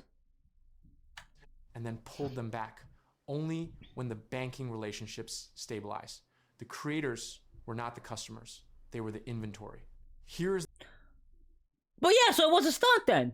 Yeah, these assholes did that because the banks got all nervous about all this stuff. They wanted to influence. They wanted to do a bunch of changes. And OnlyFans like, all right, hold my beer. And they scared the bank company. Like, oh god, we're gonna lose all this money. So yeah, do what you want. I thought the whole thing was a stunt. That was a stunt. It's not just a random conspiracy theory, right? I mean, I'm pretty sure I read that on. You know what? I read it on Twitter. So yeah. Could be a conspiracy theory, but it's definitely a believable one. The pattern interrupt that I think is the most important data point in this entire story. OnlyFans is not unique. The dynamics I just described. OnlyFans is not unique. I mean, it is because it has the adult content. Are not specific to adult content or to this particular platform. Huh? They are the operating model of the entire creator economy.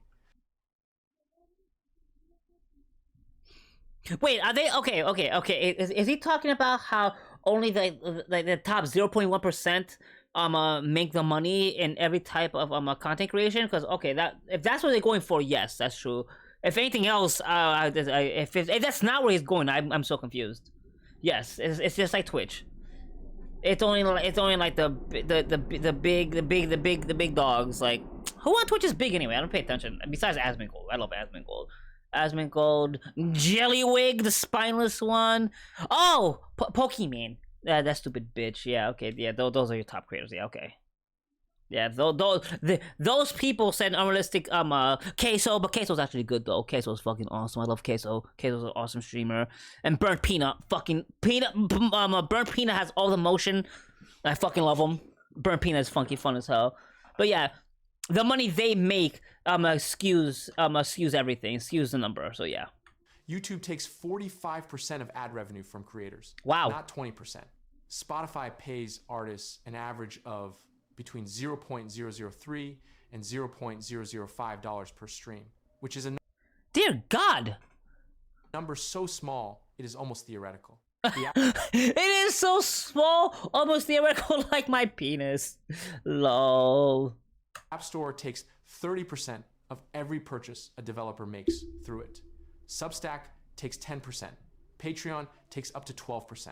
Every single platform in the creator economy is a two-sided market with a toll booth in the middle. And the toll booth operator is the one who gets rich, while the creators are busy arguing about whether the algorithm is fair. The genius of the OnlyFans positioning, and the reason it worked so effectively as a brand, is that 20% genuinely felt different in context.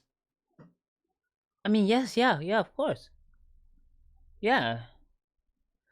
I mean, yeah, because if you get a tip for $10, you got 8 out of it, and it shows up on your dashboard on OnlyFans. So yeah, that's what the creator saw. So that's what they believed. Against the background of record labels and Spotify and YouTube, 20% and Twitch, which is worse, which is far worse. Okay, and sounded like a liberation movement. The entire marketing strategy was built on comparison, which that always annoyed me, because I remember a time where OnlyFans creators like saying, "Hey, 20% is too much." Then I'm like, bro, go to any other platform. That 20-80 split is a godsend, okay? That is a god. Go anywhere else. You're not getting that. It's very good. You're not seeing 80-20 anywhere else. Like, bitch, like, calm the fuck down. To worse alternatives, rather than on the question of whether any percentage taken by a passive intermediary is justified when the creators are producing all of the value. Yes, the creator are producing all of the value, but that 20% is for the infrastructure to have a platform to begin with. They do all the web hosting, video hosting, facilitate age verification. Okay, how well they do it is very questionable, but that's what they facilitate. You know, there's a lot. You know, the hosting costs. Not every single person, all right, especially people who are not tech savvy, are gonna start their own. Are gonna buy up some server space, write up an SQL database, create an image server, and have their and do a payment processing and all that bullshit to their own little OnlyFans type platform. No, so the 20% does sound fucking fair to me. I'm sorry. That's because I know how that back end works. The answer to that question, if you ask it plainly, is not comfortable for any platform that has ever published a press release about empowering creators. Now let me bring the payment processor subplot back in. Okay. Because it does not end with the August 2021 reversal. Oh. The resolution of that crisis was not a resolution. It was a temporary ceasefire. The fundamental dynamic. A ceasefire? I'm quite confused by this. Which is that OnlyFans is dependent on payment processors that can pull their services at any time and for any reason did not change. Yeah, but isn't that why they use Stripe as the middleman? Isn't that why they use Stripe, right? Like I think Thrones, which is something a wishlisting site that streamers mostly use.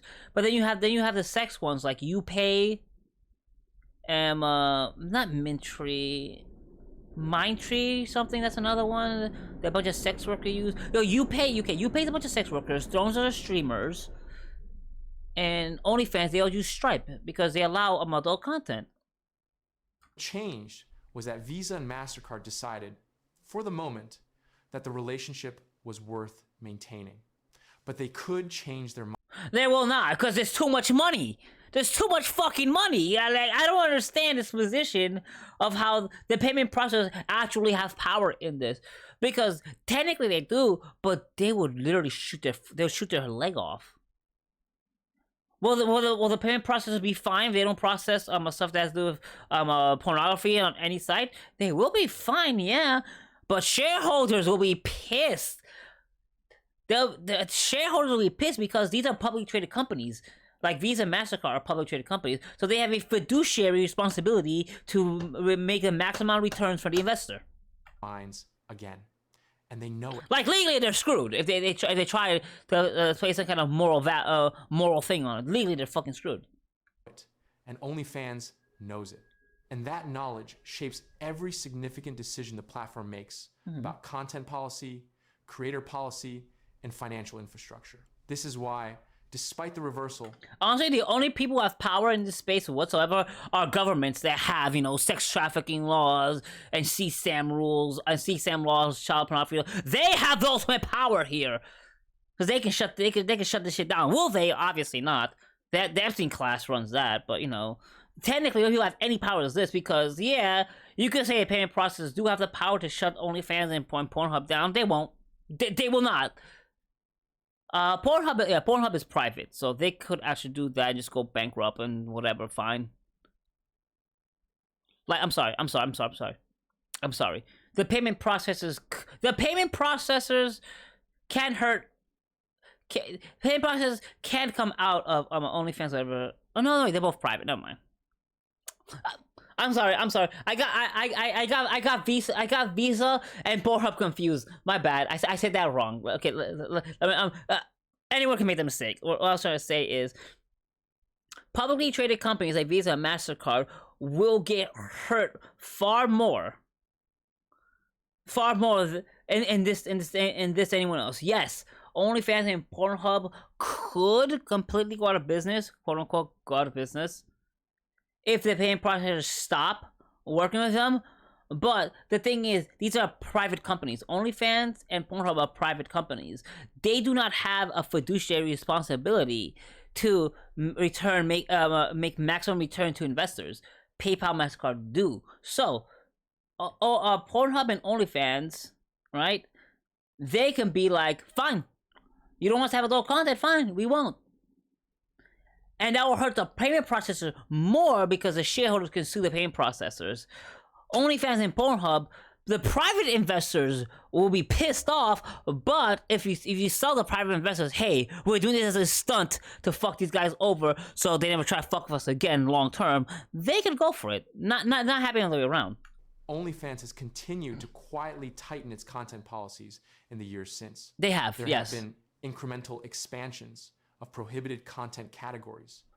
Like, example, for some reason on OnlyFans, one of my posts got deleted multiple times for showing multiple pictures of my body and showing specifically my tattoo work. I don't know why. I've tried 4 times to upload pictures of just showing my tattoos on OnlyFans, and that post got banned. And I got warning messages for it, and I don't understand what it is. I don't understand it. I don't know why. I stopped. I haven't tried. But yes, I know OnlyFans is not allowed a scat and urine, or scat, urine, and what was the other thing? Blood. They don't allow that in their content. That's something that's changed since then. They've added that. Whether that's good or bad, that's personal. I really don't care. For those who want to pay to see that, God bless. I think guys that pay to watch pregnant women touch themselves, I think that's creepier and more disgusting than the piss and blood thing. The piss, urine, and fecal matter. I think that's far worse in my opinion, but whatever. New verification requirements. new restrictions on certain types of transactions. None of these changes generated the same press coverage as the August announcement, because none of them were announced as dramatically. They were rolled out gradually through policy updates buried in terms of service documents, the way most significant corporate decisions affecting creators are actually communicated. Not with a press release. With a checkbox you have to click before you can log in. The creators who depend most on the platform, the ones who have built their entire income structure around it, are the ones least able to push back against these incremental changes. Because leaving is expensive. Not just emotionally expensive, though it is that too, but financially expensive in a very literal way. A creator who has spent 2 years building a subscriber base on OnlyFans has built that subscriber base on OnlyFans. The subscribers are on OnlyFans. The payment infrastructure is on OnlyFans. Yes. The creator's profile, built through years of marketing and community cultivation, lives on OnlyFans. Moving that subscriber base to a different platform requires convincing every paying customer to follow you somewhere new. Good luck with that. Even the biggest creators, they don't get that. They do not. They cannot turn over. It is damn near fucking impossible. Yeah, good luck with that. Moving platforms. Yeah, it's impossible. That is fucking an enormous hurdle that most creators don't even get 20% return. No, they do not. That just does not happen. Getting your audience to move, fucking impossible. And research on subscriber churn in this context consistently shows that a significant percentage of subscribers do not make that move. The platform knows this. It is not accidental that subscriber contact information is not portable off the platform. Well, yeah. Oh, Ticketmaster does this. Ticketmaster does the very same thing. They do not share, people buy your tickets, they do not share the email addresses or any other metadata to the performers. Because Ticketmaster does not want, first of all, Ticketmaster does not want the artists to directly market to their fans, one. And two, Ticketmaster sells this data to data brokers. This is the mechanism through which platforms accumulate power over time. Yeah. Not by taking more at the moment of creation, but by making the cost of leaving grow larger and larger the longer you stay. In the economics literature, this is called lock-in. And it is one of the most reliable ways to build a thanks for the work, Eggy. Thank durable you. monopoly. You do not cage the creators directly. Enjoy Din Din. You just make the cage feel over time like the only place where the food is. Yep. Vinsky, who understands that lock-in, I think it's a dark pattern. That stuff is very powerful. Dark patterns are extremely powerful. Digital media economics in a way that most tech executives pretend to, built this lock-in intentionally. The platform's tools for building subscriber relationships, the messaging systems, the subscription tiers, the tip mechanisms, all of them create intimacy between creator and fan. Yes, and the tip system is a lot nicer on Fansly. And definitely, I'll tell you what, Fansly does make it a point to when you do get tipped on the platform, it really pushes it out to the creator, so they see it. Unlike OnlyFans, OnlyFans doesn't really do that. Doesn't really push it. Like they don't make it visually. They tell you, but visually on Fansly, they show it a lot more, and that's great because you, the person that tipped, get a reaction from the content creator, and you're more inclined to tip if they keep on interacting with you. So yeah. Fansly did that better than OnlyFans. And that is mediated entirely through OnlyFans infrastructure. Every message sent is a message sent on OnlyFans. Yes. Every payment is a payment through OnlyFans. Every relationship is, at its foundation, a relationship that OnlyFans could theoretically terminate at any time. Yeah, but why would they? I mean, theoretically, yeah, I guess. That is not a bug. That is the product. Let me tell you something about what the top creators actually experience, because it complicates. This is going to be interesting. What do the top creators actually experience? The story in a way that matters. What's that? Women and men at the very top of the OnlyFans income distribution are genuinely making extraordinary money. Yes. There are creators who earn over $1 million a year from the platform. There are a handful. Look at Amranth. Wasn't she making like $4 million a year? Who earn significantly more. For them, the 20% cut is painful in the abstract, but manageable in practice. Because 20% of a very large number is still... I will forever be mad about that 20% thing. Everyone else takes way more than 20%, so that 20% sounds really goddamn good to me. A very large number. These spoiled creators, spoiled, rotten. God, mad about 20% cut. Fuck you. All right, go anywhere else. It's like oh my God, taking a bare minimum of 33%. Like in the app stores, the Google App Store and the Play Store and the App Store on iOS, they take the minimum of 33. Steam takes 30% from the game devs.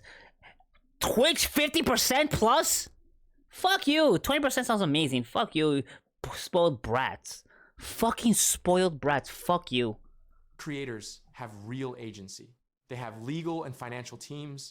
Some of them have negotiated custom arrangements with the platform. Their experience of OnlyFans is categorically different from the experience of the creator making $180 a month. But here's what I want you to notice about those top creators. They are the... I understand that, okay, if you're only making $180 a month, that 20% is huge. I get that, but still, that's just the cost of doing business. You spoiled fucking brat. Ones who appear in the press coverage.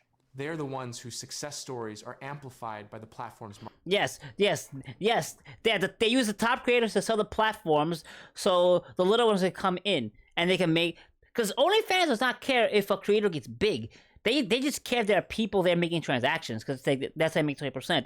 They can add 100 new creators, and as long as they do a few transactions, it's fine. The size of transaction is pretty much irrelevant. Marketing, explicitly or implicitly. They are the ones whose lives and incomes validate the premise that OnlyFans is a path to financial independence. And they represent, by number, something close to... Honestly, it may not be the path to financial independence, because God knows it. If you watch Financial Audit and you see all these girls, you know it's not. But it is a source of income, and it helps, especially now. 1% of the creator base. The other 99% are subsidizing the platform's growth and Ravinsky's dividends, while the marketing tells them they are on the road to the same destination. This is survivorship bias operating at industrial scale. And it works because the human brain is not built to assess probability distributions. We hear Also, the human brain is horrible at long-term thinking. Horrible at that, okay? Very bad. Story about the teacher who made $300,000 in a year on OnlyFans, and we think the category is real, the path is achievable, the platform is what it says it is. I mean, yeah, it does happen. It just does not happen for everyone on the platform, obviously. Same thing on Twitch. Everyone's trying to sell that stream dream. It's a dream for a reason. It's not easy. I mean, look, when I first started streaming, I was delusional enough to think that I could have made it. And I did not. Streaming has been a horrible failure for me financially, but I stream it because I love it. I love it. I love streaming. I love coming on here talking to all you wonderful people. I love you guys. You guys make it worth it. Financially, it's fucking retarded. I am never gonna be big. I'm never gonna make money off of this. But I do it for me. I do it because I enjoy it. I like hanging out. I like watching these videos of you people. I like playing games, having people come and talk to me about it. I love this little community I have built. That is why I stream. Definitely not for the money. Do not intuitively adjust for the fact that for every one of those stories, there are thousands of creators who never broke $500 a month. $500 a month? Dear Christ. Dear Christ, damn. That is up there. As far as OnlyFans, that's a lot of money. Quietly gave up. The platform knows this, of course. You know what? Same thing on Twitch, actually, now that I think about it. Because most streamers give up in the first month. What was it? 50% of streamers give up in the first year. So if you make it past your first year, you're ahead of the game. And I've been streaming for how long? Like 3 years? So yeah. Yeah, my Twitch Versity is coming up soon. Damn. When is that? I forget. Every platform knows this. The creator economy as a category depends on this psychological feature of human cognition. The way that a visible success can make an invisible failure seem like a personal shortcoming rather than a structural. I mean, it is. Because if you haven't, okay, people think starting OnlyFans is very easy. It is hard. The marketing you have to do for that, oh my god. You think, oh, you have nice tits, you post on Instagram, you get OnlyFans money. Good luck. Good luck. Having been on the creator side of OnlyFans, I'll tell you one thing. Guys will do everything to fucking waste your time, get nudes without paying for a fucking dime, okay? I will tell you that right now. Men are the fucking worst. The time wasters are fucking real. So yeah, it's hard. Saying it's a personal shortcoming, it's difficult. Not much you could do it unless you already have the motion from something else. Unless you have the motion from having like a couple 100,000 followers from Instagram, and you get them to pay. It takes a long time of hoeing on the internet to fucking create of hoeing to translate that into revenue on OnlyFans. Unless you have some scandal shit, which good luck. You know, most of which good luck in trying to figure out how to manufacture it. Actually. Shit. Inevitability. It is the same mechanism that makes people buy lottery tickets. Not because they have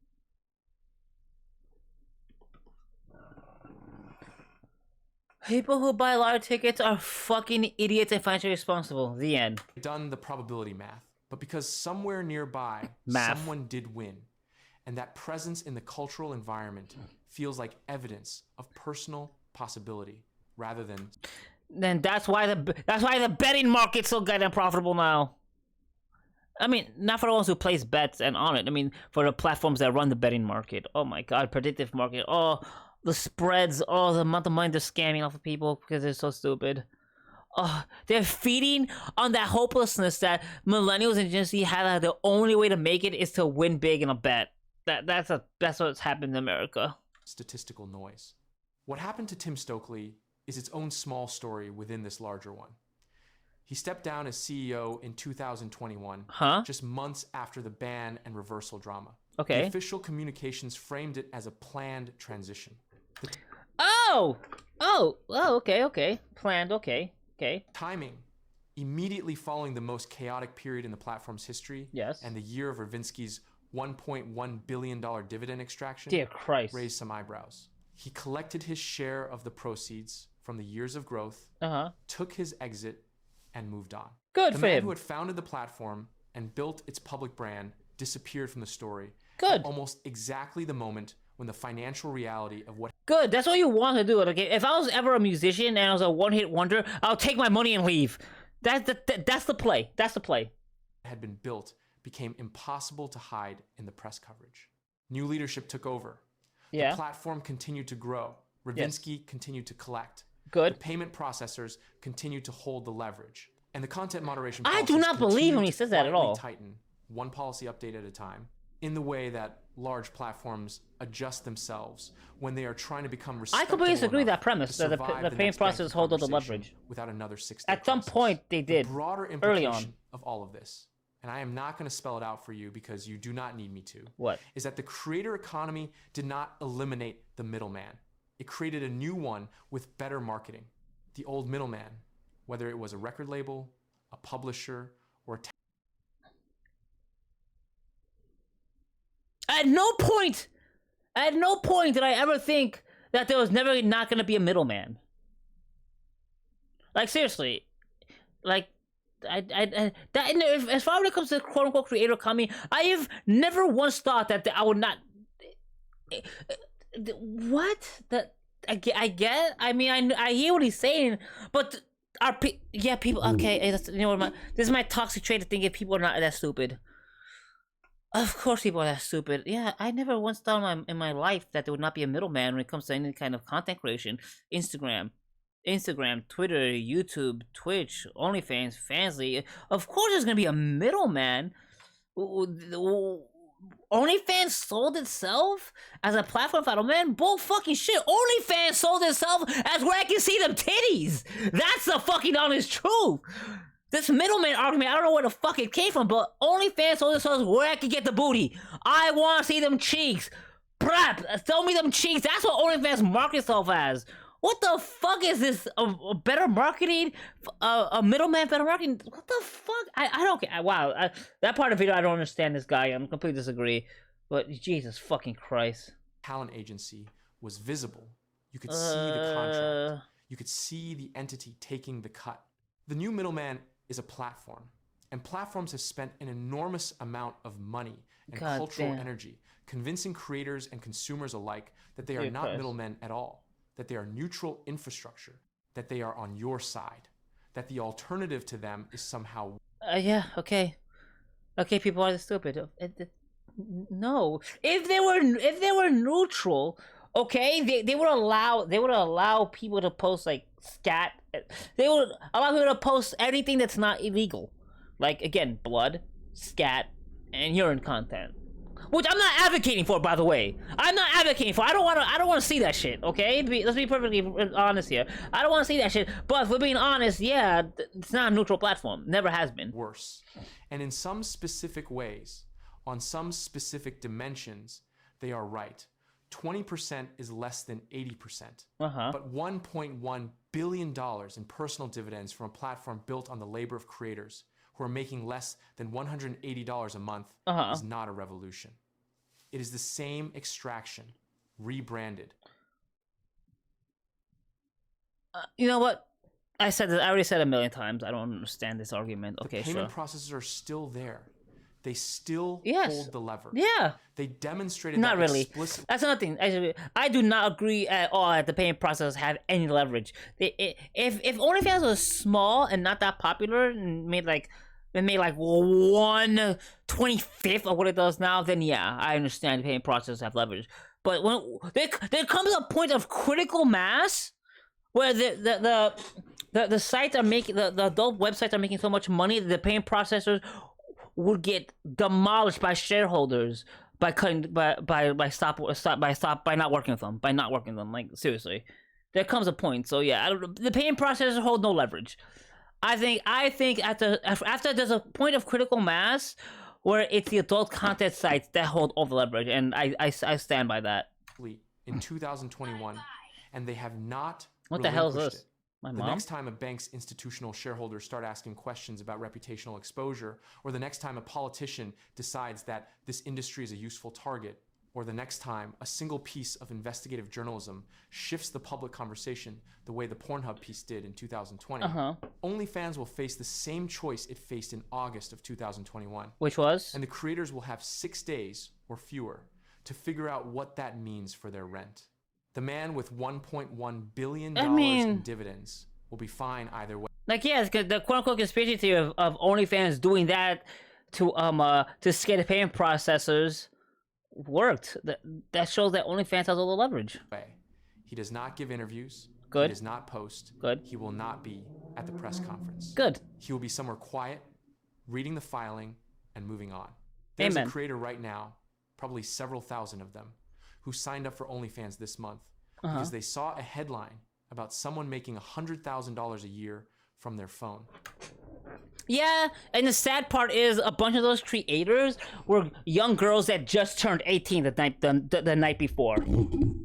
That's the moral economic cost of this. Like, if a girl wants to start a fans page, God fucking bless them, do you, boo, make that money, make that bag. I'm 100% for it. But when you just turn 18, yes, it's definitely the most profitable time because men are gross in this way. 100% disgusting. For freshly 18, okay, that's something men go for. Okay, it's a little gross. Okay, freshly 18 just sounds disgusting to me. Ugh. Okay, but the fact that these young girls think that that one of their main sources of making money is a post news themselves online, I don't like that. For women wants to do that, God bless you. God bless, fine. But when you freshly turn 18, something about that is just really goddamn gross. And the only reason why I use that term is because that's what a lot of these young girls say on their pages. And I don't like that. I mean, you're an adult, you have your freedom, but I'd prefer if you tried something else first. When you turn 18, like a job, and then, but young people are young people have this mindset that, oh cool, I'm gonna become a streamer, that's how I'm gonna make my money. That's the men. I'm gonna become a streamer, boom, big girls, OnlyFans. They're both fucking stupid. They're both fucking stupid. I just think that women have when it comes to this case, that women have it worse, because a guy could start his streaming career, YouTube career, fail, he'll be forgotten. A girl does it, those photos will always be out there, and they'll follow for the rest of her life. And it'll be worse if she has kids. So yeah, that is the cost of OnlyFans that I'm not comfortable with. They believe they're cutting out the middleman. They believe they're building something that belongs to them. They are building it on someone else's infrastructure, using someone else's payment processing, reaching an audience they cannot contact if the platform decides they cannot, keeping 80% of a number that, for most of them, will never be large enough to matter, and generating a fraction of a fraction of a fraction of the $1.1 billion that moved quietly upward in a single year to a man whose name they have almost certainly never heard. Nope. The platform that promised to eliminate the middleman made one man a billionaire. The creators made the content. The fans paid the subscriptions. Well, that was fucking interesting. Okay. Wow. I don't normally do these react videos because, you know, I just don't. But man, I had a lot of fun freaking yapping for 4 hours. Wait, what did I watch? Okay, I took 2 different 30-minute videos and turned it into 2 hours worth of stuff. Oh my god, wow. Wow, damn. Okay. See, I really like I don't know if I like doing this type of stuff, react content videos. But I just really enjoy just talking about it, because this is all stuff I think, and yeah, I don't get to put my thoughts out there. And I'm gonna be honest here, I think I'm gonna do more of this stuff, honestly, just simply because the gaming stuff has bored me. A lot of the games just aren't good anymore. I think I'm gonna do more of these videos. I'm gonna try. Ooh. And they don't have that shoe in my size. Oh, no, my size. I was doing something. So yeah, thank you, Egwin and Huna, for coming, lurk, and hanging out, and anyone else who was here. I appreciate you guys. Oh, I look really cute right this. Oh, this camera looks really cute, honestly. Okay. Thank you guys for coming to hang out and watch me yap today. And yep. Fucking ad. This mess. Alright, I'm gonna call it. My voice hole hurts. I goddamn, when I make these videos, oh my god, I can yap. And yapping is good.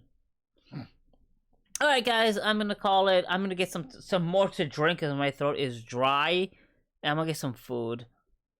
Good night guys. Egwin, I hope you enjoyed your dinner. Thank you guys for stopping by. Appreciate you guys more than you know, so take it easy.